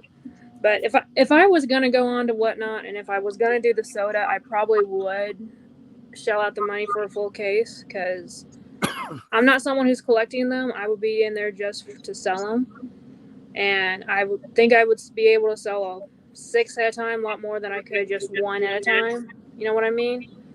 Like if I have one, like, I don't know, Vampire Mickey or one Winnie the Pooh or whatever, but if I have a case of them. yeah, because people know that there's definitely a chase in that box. okay. Well, let me ask you. Okay, let me ask you this: is a lot of times people will try to figure out, like they figure the chases might be on the corners, you know, like they are. Okay, and so that's why I see a lot of people, you know, mixing them up and stuff like that. But there are some people that don't. But when somebody gets a call their number, they go right to that corner, and they. If somebody's not mixing the sodas, there's something wrong. Stay clear of that person. Yeah. I actually kind of like the way y'all do it, how you mix them up and then you leave them out. You don't put them back in the box. You leave them out. 1 through 6. Yeah. Hey, PDX. Yeah, because I mean that's what you kind of look at as because you want to have a fair advantage out of the other 5 people you're competing against, you know, and not just somebody that says, oh, okay, well, I know that spot's going to be right there on the 4 because they didn't move it around enough, they didn't shuffle it enough or whatever, you know, and it's like, oh, well, maybe 5 just doesn't seem to be a very good number. But I mean, that's one of the things I've been analyzing when I go on Whatnot, on what people are doing, how they're selling something. For example, I went into this one auction and this lady had this Elvira, Diamond Elvira, that was a $70 pop.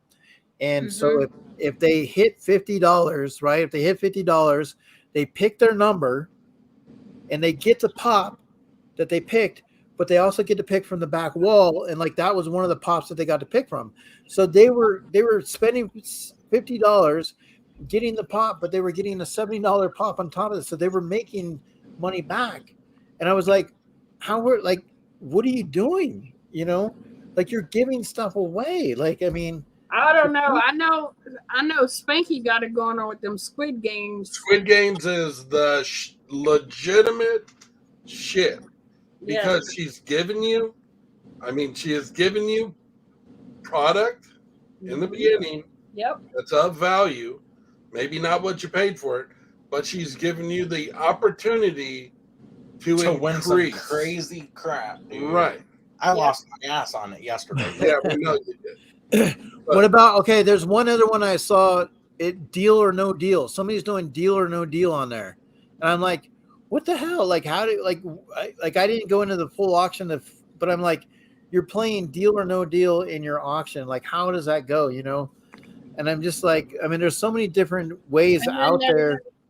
Popular opinion with the Plinko board, but I like that because he does give you a chance to win some money.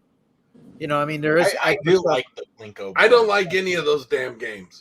I'm just there to sell a product. If you want to buy it, buy it. Right, but the games are also pulling in extra. They're pulling in extra people to sit there and watch. Are they in there to buy? But people are winning extra stuff too. So I mean, Who they are. gives a shit? That's not why you own a business. You don't open a store to go, okay, you can try the dresses on in section 1, and if you like one of those, you can get 1 and 2. But if you don't like one of those, you can't go over to 3. Warehouse inside voice. Okay, but do you not give stuff away? Hey, James. We do on Sundays. We have not every Sunday they not every Sunday either. And not every time they ship your stuff do they put extra in it. They sprinkle it in. No, right. We are here to run a business. Whatnot is a store. It is another platform for us to sell product. We love you if you come out. We're trying to get you the best deal you possibly can.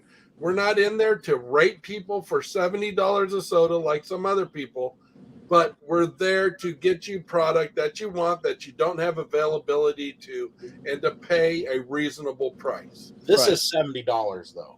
This is $70.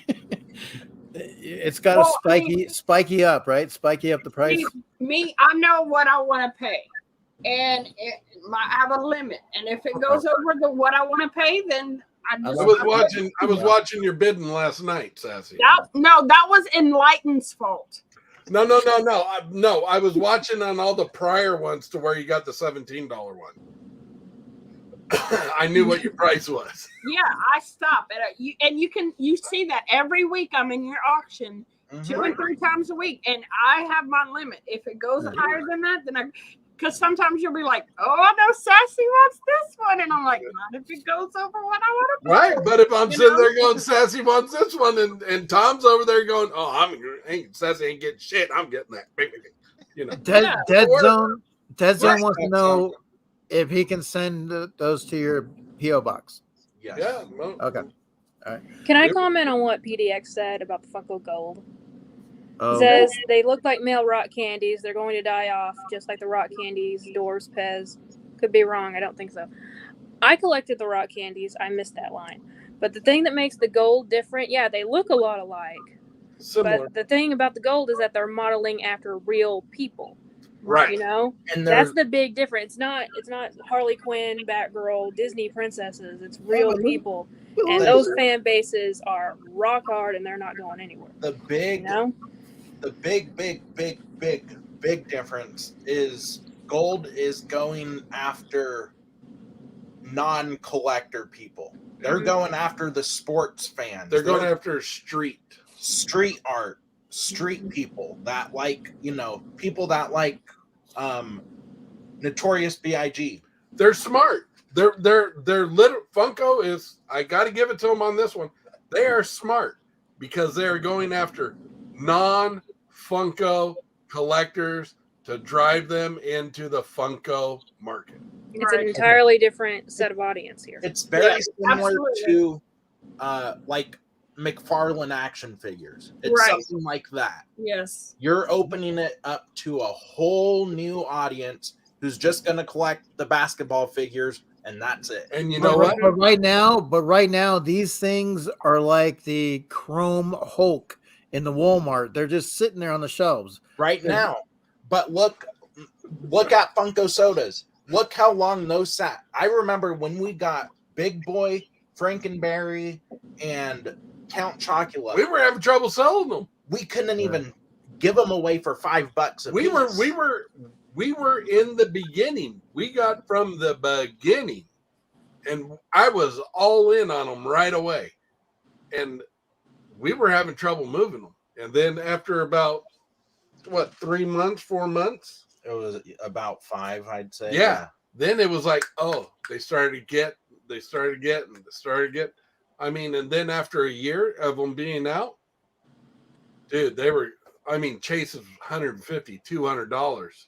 Right. This that's is why gonna be the asked. same thing. I don't know. I mean, we'll see. Because not everybody's a basketball fan, right? I mean, it doesn't matter. But they got baseball, they got football, they got hockey, they got music. Music. They're coming out with F1 drivers. They got NASCAR drivers. Okay, let Sassy talk. Oh, I'm sorry. Most sports, like basketball collectors, love music, because it coincides. So, yes, they're being smart with doing the sports and then the music, too. Because, you got to, while you're playing, you got to hear music. So, we could be totally wrong. No, we're not saying we're right, but okay. But there's something like Caitlin said, there's a big difference between that compared to your Dorbs, compared to your rock candy, and compared to your mystery minis. Yeah. With all those, you only narrowed your focus on collectors, on comic book nerds, people like my dad and I. But with gold, you just went from this to this. Mm-hmm. But I mean, they're like, I mean, I don't know what makes them stand out. Like, what are the chases from the commons? On that. Different. Okay, now you're really getting me pissed. You're getting me going. As if he wasn't already there. Right. So, different uniform is a chase. But if you look at the sculpts, if you're into street art, I mean, I love street art. I love graffiti. I love everything that they do.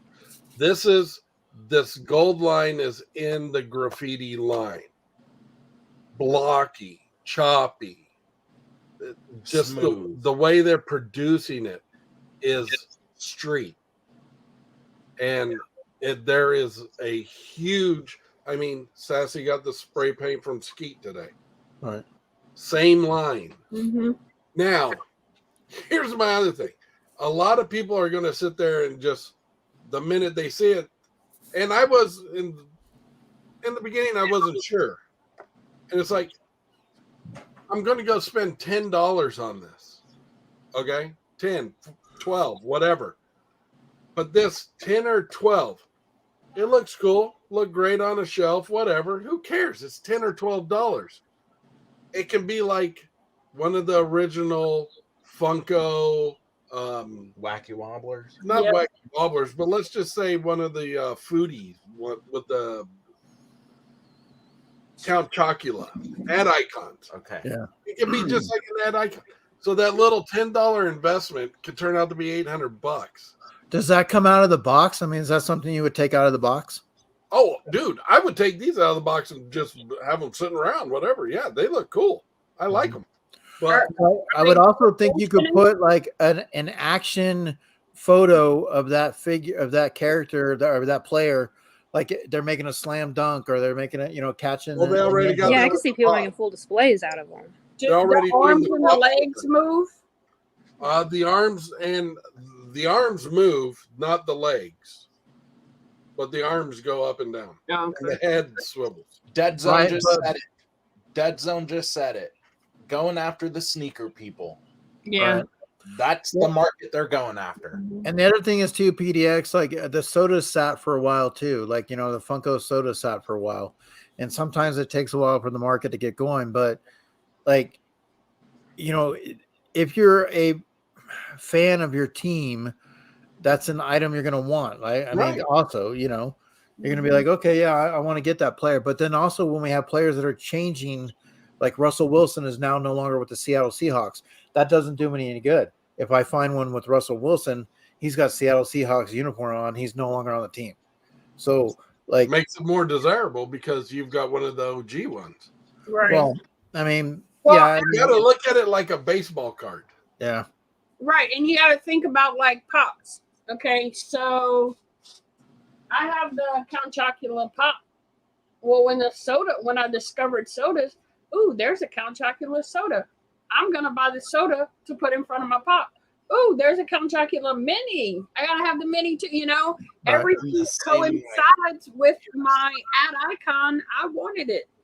And how It's many an incarnations ensemble are piece. there of the Count Chocula pops? There's the one with the cereal bowl. There's the chrome one. There's the OG one. There's the 10-inch. There's so many of them, and it's like, okay, well, I collect that one. I'm going to have to collect them all. Right. And you know how hard they are to find? Exactly. Okay, but where do you go with those? I mean, are you going to be able to do a round two? I mean, is this a one and done? I mean, what else?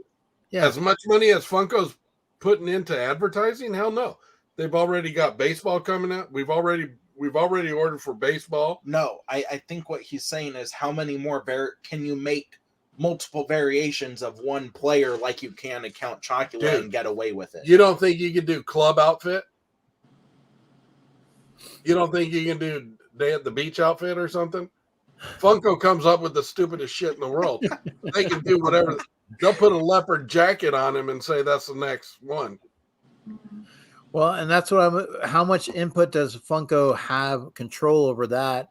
Like to put, is it something that they've got the licensing deal? They can do whatever they want. They send it into them and they get a yes or a no, period. I just think it's going to be a lot different because of the market they're going after, and you can't compare it to anything else Funko is doing. Yeah, no, I get it. Like, they can sign, and see, this is the genius behind this entire line. They have the NBA. Now they can sign it with Nike, and they can put different shoes on them. Yep. And guess who will go crazy All for the that? sneakerheads will be all over that. And see, and people say Dorbs wear flop and rock candy and all these other past Pez and all this. But they made money for the company. Well, and I collected back in the day, but then I didn't go all in. I just started collecting 2 years ago. I didn't know about all that stuff. So now I'm scouring, trying to find what I want to go with my collection. And I was just gonna say, Dorbs aren't dead. There's just as many people now buying Dorbs as there was 3 years ago when they were popular. The vinyls.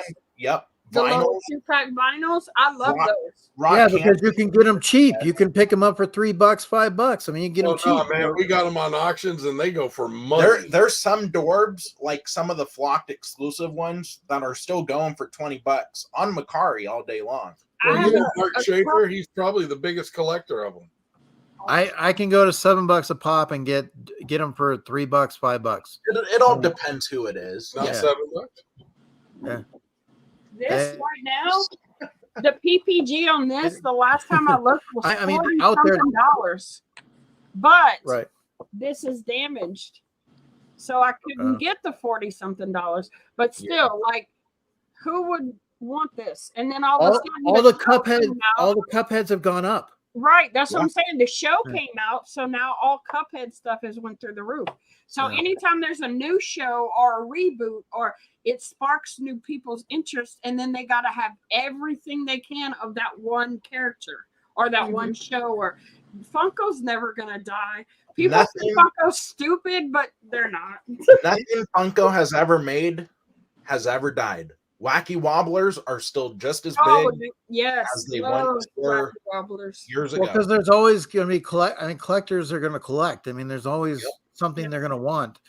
But the thing is, you know, I mean, when something comes out, you know, like She-Hulk's going to be coming out, so it's like, okay, the pop goes up in value. Or, you know, you got the Scooby-Doo 50 years and now the NFTs. So people want to say, oh, I want to find more Scooby-Doo stuff. You know, so it just kind of creates that little downhill trend. Like, okay, what else can I get? Like, oh, do I not have this? A lot of people want to complete collections. You know, they want to finish their collection. You know, and yeah. And I mean, it includes everything that's out there that they can get their hands on. Like if they're a complete Batman fan, they want everything Batman, period. You know, and good luck to them. Ad icons. Right. They should really kill themselves right Ad now. icons, right. I just ordered, somebody gave me a deal on Macari for the haunted house, the haunted mansion, and the little Scooby-Doo pop. Oh, there you go. PPG $75. I got it for like $54. I was like, yeah, score, you know. So, but it's about to go up again because of the NFTs and this and that, and you know, so. Right. I thought there's some on Amazon, and I thought about picking one up because I can get it, but I could probably sell it for $100. But yeah, I'm not getting rid of mine, but it's part of the collection. But back to the gold, I just think it's so different, so out there. You can compare it to like a bobblehead or a McFarlane action figure. It's a standalone thing, totally separate and not even relevant to Funko, in my opinion. Yeah. Funko makes it, but the people buying it aren't necessarily going to be Funko Pop collectors, you know? You might start with Funko collectors because a lot of us are, you know, I'm not a sports fan, but a whole lot of people are, and a lot of people are grabbing them. Well, but before long, word of mouth is going to keep going. And you got to think about generations. So, like, I grew up with Star Wars. I tried to show my son probably about 6 years ago, and he's like, Star Wars is so boring. Now, he knows more about Star Wars than I do. Yeah. So, you have this new generation coming out that's finding out about this old school stuff, that's loving it just as much as we did. Well, like Jacob pre-ordered the Lego Star Wars that's coming out next month. I mean, and he's been watching a lot of this Star Wars stuff too. And Ryan Milky, aren't you supposed to be in bed? But I definitely, I mean, the thing is trying to figure out what is going to be hot and what's not. You know what I mean? Like what's going to start out hot, but is it going to consistently stay and move? You know, like now the sodas have consistently done really well. But if Funko, take care of PDX, if Funko, I do agree with you, PDX, to a certain degree, though. I will say that. If Funko continues with some of these chases that are lazy, you know, how much, I mean, more people are liking the commons more than the chases. I mean, is it going to bring the level down on wanting to get the sodas? Does that drop a little bit? You know what I mean? He wanted me to say this off. Yeah, the whole like craze on Jimi Hendrix lately. I mean, dude, you could diamond his suit. Oh yeah, that would be awesome. I thought about it. I said that to him the other night, and he's like, "Dude, how long that would take?" And I'm like, "Who gives a crap? You see that all in rainbow diamond?" Yes. That would be. You definitely have to do one, Nick. Yeah. And why haven't they come out with like Janis Joplin or like other? You know what I mean? Like, is Elvis going to be next? You know, like, are you? Well, it all comes down to licensing there. I mean, they can only do what they have. They have an Elvis licensing. They have that. So, but they may not have it for every product. You know what I mean? They might just have it for pops. Every licensing is going to be different. Yeah. But how do you what's the transition from Jimi Hendrix Funko Pop into a gold opposed to Elvis Presley into gold? You know. Well, if the rights are owned by different people, like I don't know who owns the rights to Elvis or to Jimi Hendrix, but if they're different people, they can have their own CDs. You know, Elvis is coming in gold. He's We calling it gold. already ordered it. Wow. Okay. There you go. Dead zone's on it. I mean, trying to figure out, but I honestly think that is, ooh. I mean, look how That- badass these That are. looks better than the basketball ones, I think. Yeah. Honestly, I think I do think the Pop Rocks is gonna carry the gold line, but yeah, they're so cool, dude. That's the Chase, the all gold one, right? That's the Funko Hollywood exclusive, 3,000 okay. piece. Yeah. Wow. Okay. Notorious. We only have 12 of those. Yeah. So what's the market on those? Like what is the gold piece? What does that go for now? Like what would be the PBG? So on this one, retail is like 24 to 28. I know the Notorious Gold, since that's 3,000 piece, I think that's like 30 to 50. I know that's a huge jump, but and this is just the beginning. I'm telling you that they're not going to drop this line. I just think, dude, I mean, they're going to keep pushing it for at least 3 years for it to get traction. So you think they're going to back it, invest it, and put they it out already there? Are. They're advertising on social media. YouTube. Yeah, it's all over YouTube. It's all over it, dude. It's on sports networks too. Videos, it's there. I saw it on ESPN. Wow. Because they're not going after toy It's collectors. a whole different collector. Mm-hmm. Yeah. Well, look at Pops. Like, for a while, I know there are some Pops that are like thousands of dollars. Back in the day, people bought them on clearance for $4 because, there wasn't a market yet. But then people held on to them long enough. It's regional, too. Yeah. Well, somebody I know bought a vinyl of Cheech and Chong on discount at GameStop, and now it's worth over $100. Right. For this, so. Well, I mean, it depends on what shows are being recreated or being brought in, and like if somebody passes away, I mean, there's all kinds of things that bring up the value of something. Like I have this that I got in the Ferrara mystery box. So I have the Rose Chase, which is like $80. Yeah. Pop pins are going. Yeah, so they're going up too. Yeah, when they first came out, people were like, "Oh, what the hell is Funko making these for?" But now I've been noticing how they're. The thing that I really like about the Pop pins, and it was different than the fig, because I noticed on the fig pins they had the little clasp, you had to hook them onto your shirt, backpack, whatever. But since Funko put in those kickstands, to where you can just put them on a shelf or what, those are super badass. I like them a lot. But what if you don't want to take it out of the box? I mean, they look just as good like that. Yeah, I don't want to take mine out the box. I mean, that's I have mine out. Kind of hard. Is like something. It's a pin, but at the same time, you're like, well, but at the same time, you don't get to see it fully because this hides it a little bit, Yeah. Eric, are you ever going to sell it? This? Yeah. I probably would. I mean, Oh, okay. Well, then you don't want to take it out of the box. That's why you got to get. I mean, if I was tied into that person or had sentimental, I would say I'm going to keep it out. Then no, yeah. I mean, I don't mind taking something out and saying I don't care because I'm never going to sell it. But some things are just going to be of value that I don't need. Like, I mean, most of my line right now is I'm working on horror. Like that's my main, like I'm trying to collect all the Universal Monster line. And like, once I complete that set, that's the one that I really want to do. Everything else that comes in, like, yeah, I mean, I love Star Wars. I love Marvel.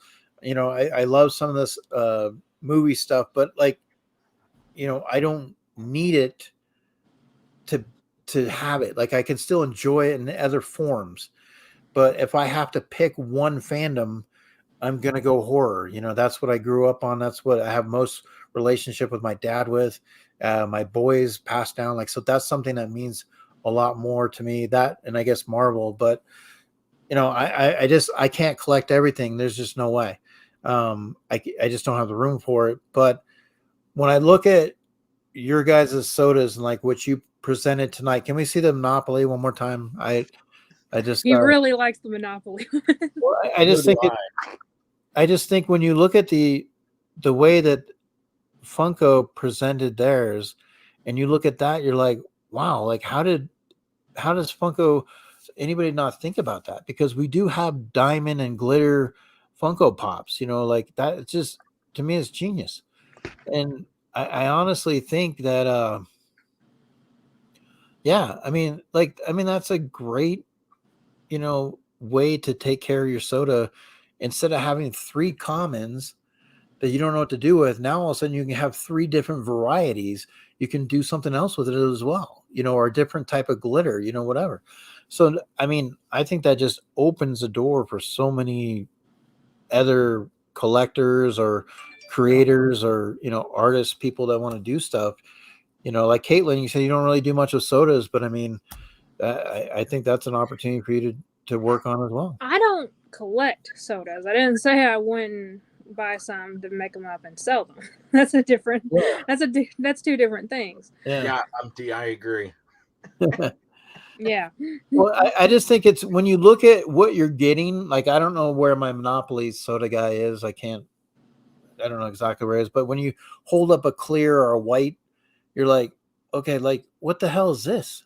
Stupidity. You know, like, you know, I'm like, do I want to pay extra money in an auction or at a box store to try to get this chase? You know, but am I going to pay to get something that like you have? Yeah. So, I mean, I would love to see, like I said, when they come out with Sam, you know, like the trick or treat, like that'd be cool to have it all glittered with orange and looking, or, you know, something, you know, that makes it look really cool. You know, like there's a lot of different characters that would benefit having a makeover. We should have the Sam this week. Not Cavity Sam. Sam. Candy Sam. Yeah. This week. So. Yeah, and I mean that's, you know, I mean, and not only that, like, you know, what future sodas that are coming out that will end up being lazy chases that people are like, oh, that they got this one wrong. Like it should have this and this, and you know, but don't then sleep on the Rick and Morty one. Rick and Morty. Love Rick. Yeah. Well, yeah, I mean, you know which one's really growing in popularity a month after it's come out is this. These killer clowns. I mean, who is it? Jumbo's coming out, or I don't know. Yeah, it should be Jumbo. Was the minute that they said the second one was coming out? Yeah. These actually doubled in price. Wow. And the thing is, you know, I mean, it has such a cult following, you know, for that. But Funko has pushed them, you know, in a lot of different ways. Well, that's like the diecast now. They have the Boba Fett where you can get it, the chase now. Yeah, and that one really spend $100 hoping to get a common and a chase. Yeah. What's up, Annie M? Pissed me off. Yeah. I mean, I just think, like, I don't know. I just really like your guys' approach to that product line. And I think it just really, it kind of in some ways rejuvenates, you know, especially some of those boring chases. And, well, you know, I will say we're going to have, what, like 15, 20 of them? And then we're going to have quite a few of these that we're going to announce and do giveaways with. So.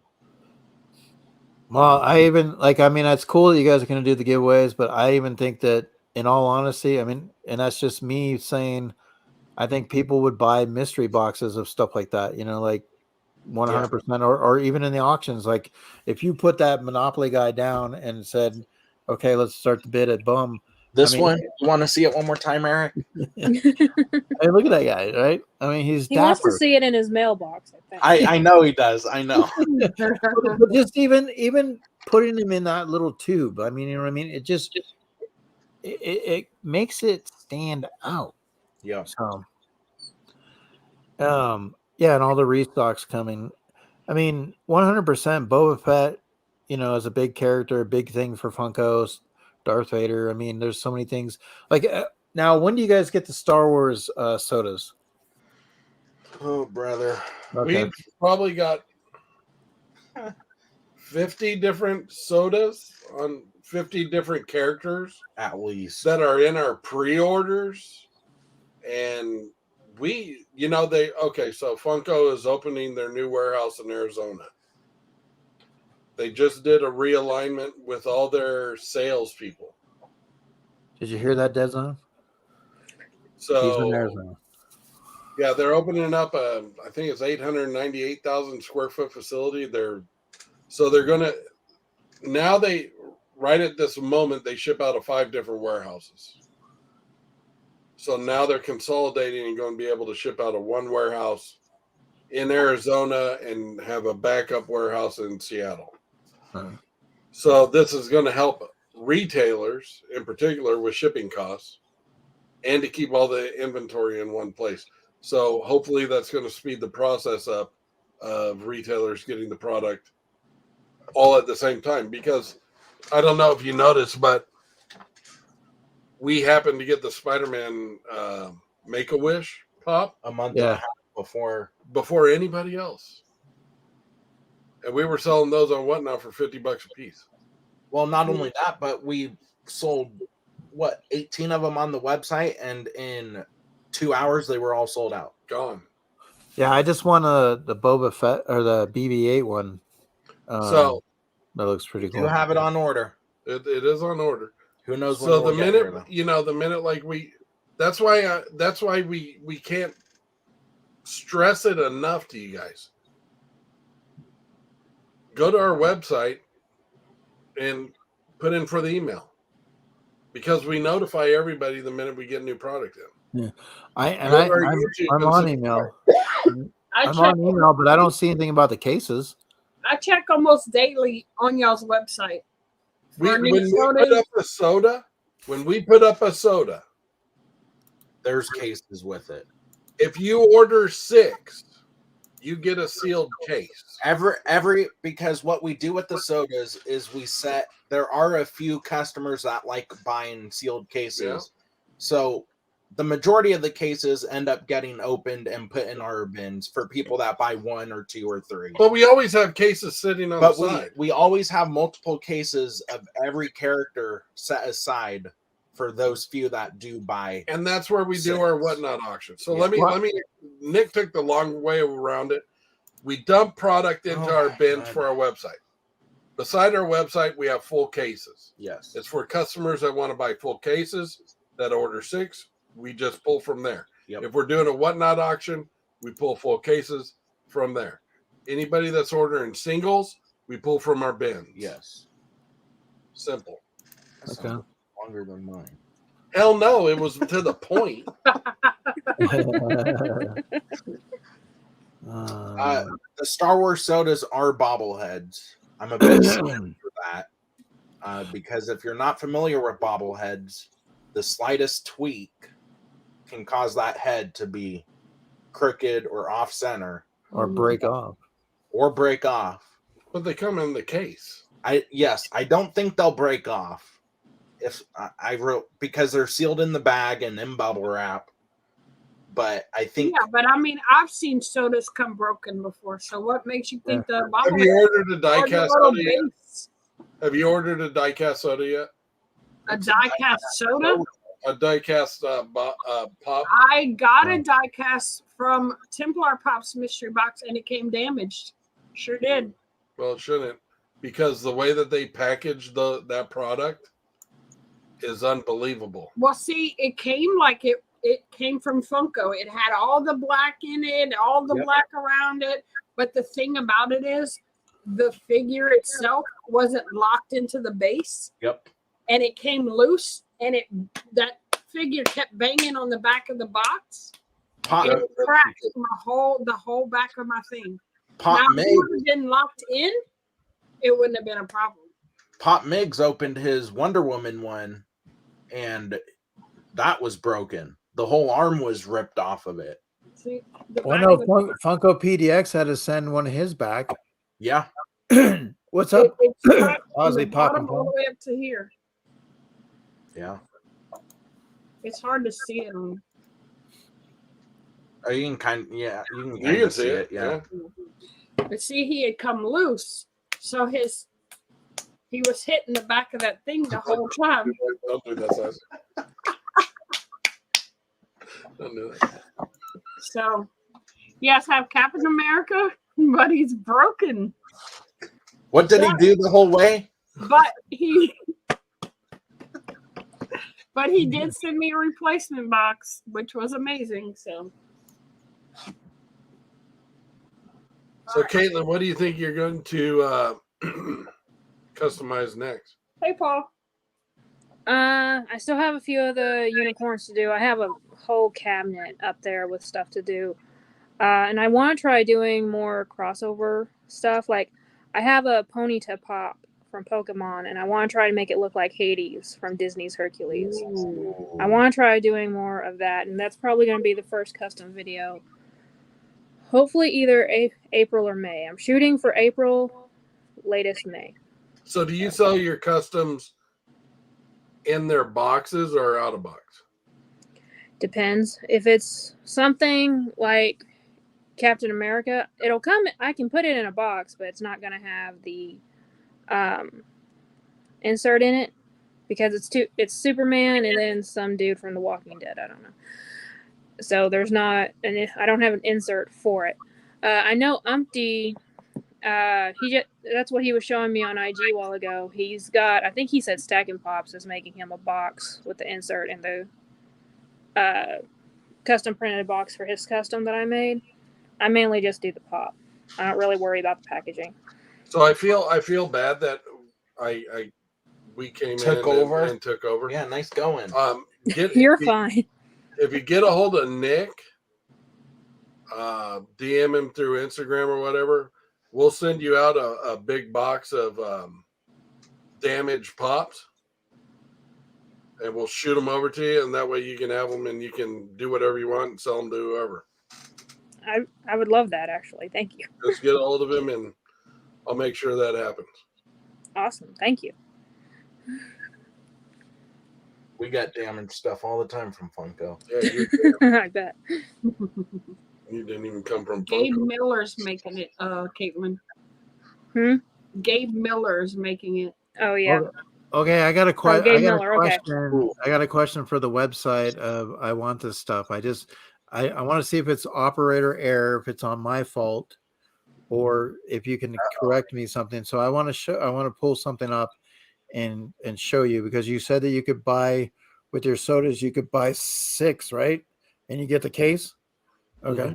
Mm-hmm. So I want to see if it's just something on my end or not, but let me go ahead and I am now. Paul, they already started doing them. There's the More to come. the Monopoly, and they're sending me show them to Mickey. They're sending me for me to They're sending that to me. well, that's from my Whatnot auction for me to drum up some business there. So we're gonna have like 20 sodas. Yeah. But Sassy's got to send me some pictures. Are you gonna put on? I mean, are you gonna put? I want this stuff start. custom. Are you gonna? I'm currently working on a sticker to do for him.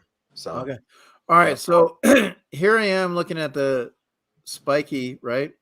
Mm-hmm. And so I'm like, okay, well, he said if I buy 6, Mm-hmm. now I have 1 right here, but then if I go 2, but then I can't go anymore.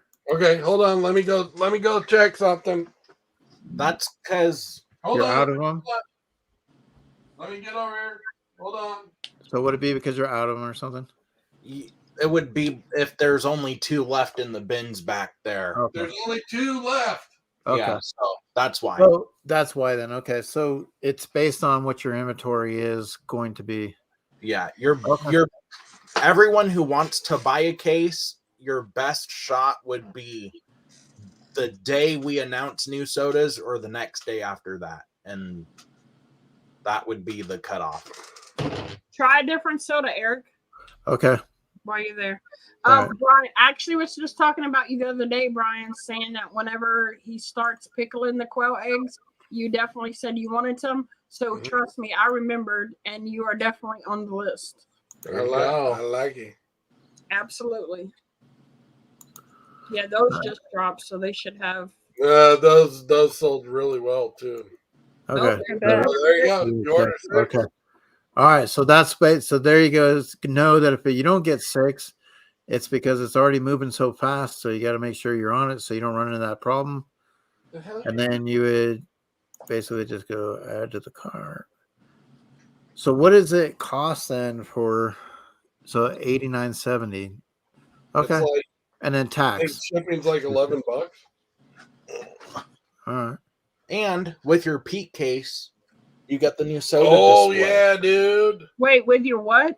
Oh, wait, hold on. Case of Pete, that comes with it. Oh, really? So what they do with the Pete cases is they put this, then they put the dividers in, and then they stack the sodas. The sodas on top, and then put it in. So we ripped 2 cases on Whatnot the other night, and then we took these. One sold for $19, the other sold for $16. Really? Wow. This is the first time they've put these in soda 6-packs. What's up, Agoo? Hey, Agoo, what's going on? I will show you the size difference on the Pete cases compared to a normal case. Oh. So this is the Pete case right here. So yeah, look at that. Be quiet. So yeah, they're super. So is Pete heavier than Bluto? Yes. They're about the same. About the same. Way heavier, dude. Pete and Bluto? Pete is probably the biggest soda made. Yeah. Bigger than Godzilla? I would say he's probably the same as Sully. Sully and him are probably about the same. Huh. What's up, Agoo? Hope you're doing well, my friend. Agoo. Well, yeah, definitely. I mean, and it has nothing, like I said, we appreciate you guys coming on and chatting and giving us an opportunity to just dive into this subject, and like I said, we didn't have a game plan. We were just gonna come and hang out, so it didn't really matter. We were more than welcome to have anybody come on. And so, Caitlin, we absolutely appreciate you, starting it off. And, Nick and Brian, obviously good insight, and giving us an idea on what to look forward down the road. If you guys are catching this on the rewind, definitely, like I said, check out I Want This Stuff. They're mystery boxes. They still have probably like maybe 6 left for their latest one of $14.95. Have an opportunity to get 8. Shipping to me is $12.45. For what? For a 6-pack. Well, they charge what it is it's set up in the system. There's a basic charge, and then I think for sodas it's $1 for every additional one. Now, how much is it going to cost to ship to Ryan in the UK? We don't ship to that little dude anymore. It would cost. Oh gosh, I wouldn't even want to know the price. No, the one time was enough. We sent him a big enough box. We love the guy, but we're trying to help him get out here, so then we can just give him a pile of shit, and he has to worry about taking it back. It'd be cheaper for us to fly him out here and give him a bunch of shit than mailing it to him. No, Agoo, I'm 4 hours away from San Francisco. I'm farther. Well, if I got on a plane, it would take me an hour and a half to get to LA. But we're about an hour and a half from SF. About an hour. Yeah. If you guys were to fly, right? But no one asked you. Why in the hell are you telling? No, I was just making conversation. Wait. You can't be to San Francisco? Like where you guys are in Southern California though, I thought. We're NorCal. Oh. No, because I remember you going to Disneyland, so that's why I was like, okay, I could have sworn he was, because Sassy one time said, "Oh yeah, if you went down to Disneyland, I'm sure Nick would probably meet you there." Yeah, because he's there all the time. We're in SoCal all the time, but we're out of NorCal. Okay, all right, gotcha. No, dude, we're only about an hour and 20 away from you. Yeah. Well, see, Sassy, then. Oh wow, Yeah. Okay. that's close. Yeah. So then, are you guys down, like heading towards Martinez and? Not that far west. Okay. We're just right outside of YOLO. You get our address every YOLO. Look, I'm just excited. I'm just excited to open the package. Okay. I know, but you can just type in that address and find out. Yeah. Just one Google Map search away. Yeah, and I did check over there for the TMNT boxes. We got 12 left. 12 left. Yeah. And out of those 12 guys, there could be some chases in there, man. You telling you, check out I Want This Stuff. Mystery. Two got sold tonight, so I think you have less than 12. Yeah, I think we got less than 12 too. Well, you didn't pack them yet. I bought one, and then Big Easy bought one tonight too. Well, then we got to print the label then. Yeah, Hector can pack them in the morning. And there's less than 12, but there's still 12 over in the pile. So, nice okay, listen here, Agu. Blue is, there's a reason why that's a blue, right? Because you know you're feeling sad. So when the Dodgers lose the World Series, they feel sad. So it happens sometimes, you know. I mean, hey, we've won a lot of World Series in a row, Agu. So orange is definitely a great color. How many did you win in a row? We won 3. Not in a row. Not in a row. Big 0. Yeah. No, okay. We didn't win them in a row, but we still. We won them on odd years. Yeah. Yeah, man. That's specialer. Yeah. That's right. Specialer. Yeah, specialer. Specialer.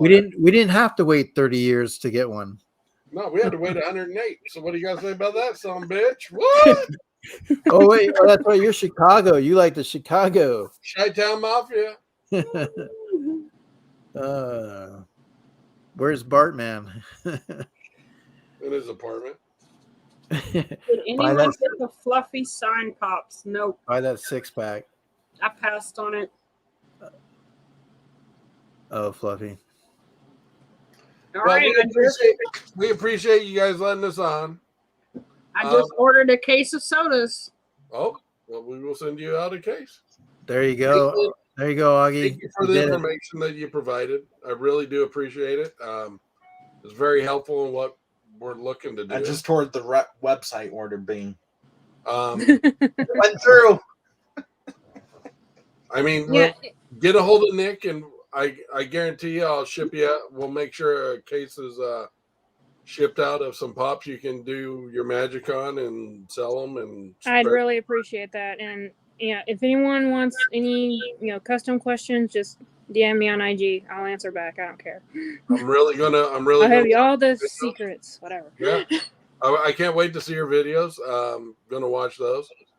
Sassy, if there's anything we can do for you, we love you.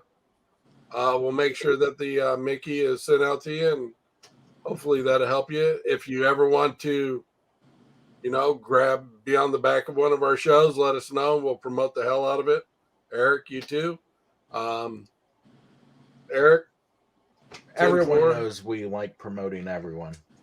So we're here for you guys. I mean, we're not here to compete with anybody. We're assholes though. So we're assholes. So don't forget that. We're assholes. That's right. We're not in it for anybody else. We belong to the A committee. Yes. No, you know, when you come into this community, you meet certain people, and there's people that you just feel like, even though like we might be on YouTube together here in the room, like you still feel like when you are with someone, like you meet someone in person, like it just feels genuine. You just feel like this is a person I would absolutely enjoy getting to know or going to see. You know, I put the link in, Sass. Oh, okay. So I Thank mean, it's whether you're in Arizona, California, you know, Jonesboro, or you know, Louisiana. It doesn't really matter. Like the thing is we all have worked on being close knit together. You know, I mean, that's what I've noticed in the last 2 years. I mean, there's some great relationships that have formed. People that we wouldn't have gotten to know otherwise, but at the same time, we all have a collecting soul. And that collecting soul binds us together in more ways than one. But like I said, it's to me, it's like family. You know, I mean, that's the way I look at it. Is there's a lot of people here that I really consider family, and whether they're in the UK, you know, or in Texas, or you know, whether they do like the Dodgers, it doesn't really matter. But you know, so. But that's how we roll on Pop In Around the World. We travel around the world because you know we care to go see those people that are out there, and you never know who we might see next. So always be ready for that. However, we are going to be traveling to the UK on Wednesday. Thursday. Thursday, yeah. I for some reason I keep thinking like I don't know, but yes, we are going to be traveling later this week. And we're going to sit down with Ian White from Games of Thrones and get to know that actor. And he was also in Aliens versus Predators. You know, there's a couple other things. He's 7'1", you know, so he was in the NBA as well. He was in basketball. So maybe we'll have to see if, you know, get us a little insight about certain things. But yes, Ryan, we will see you Thursday, my friend. So definitely check that out. But we appreciate you guys. And as I say, namaste. All right. But Sassy, it is your trigger to pull. I'm pulling it right now. Say goodbye, people. Bye. Bye, guys.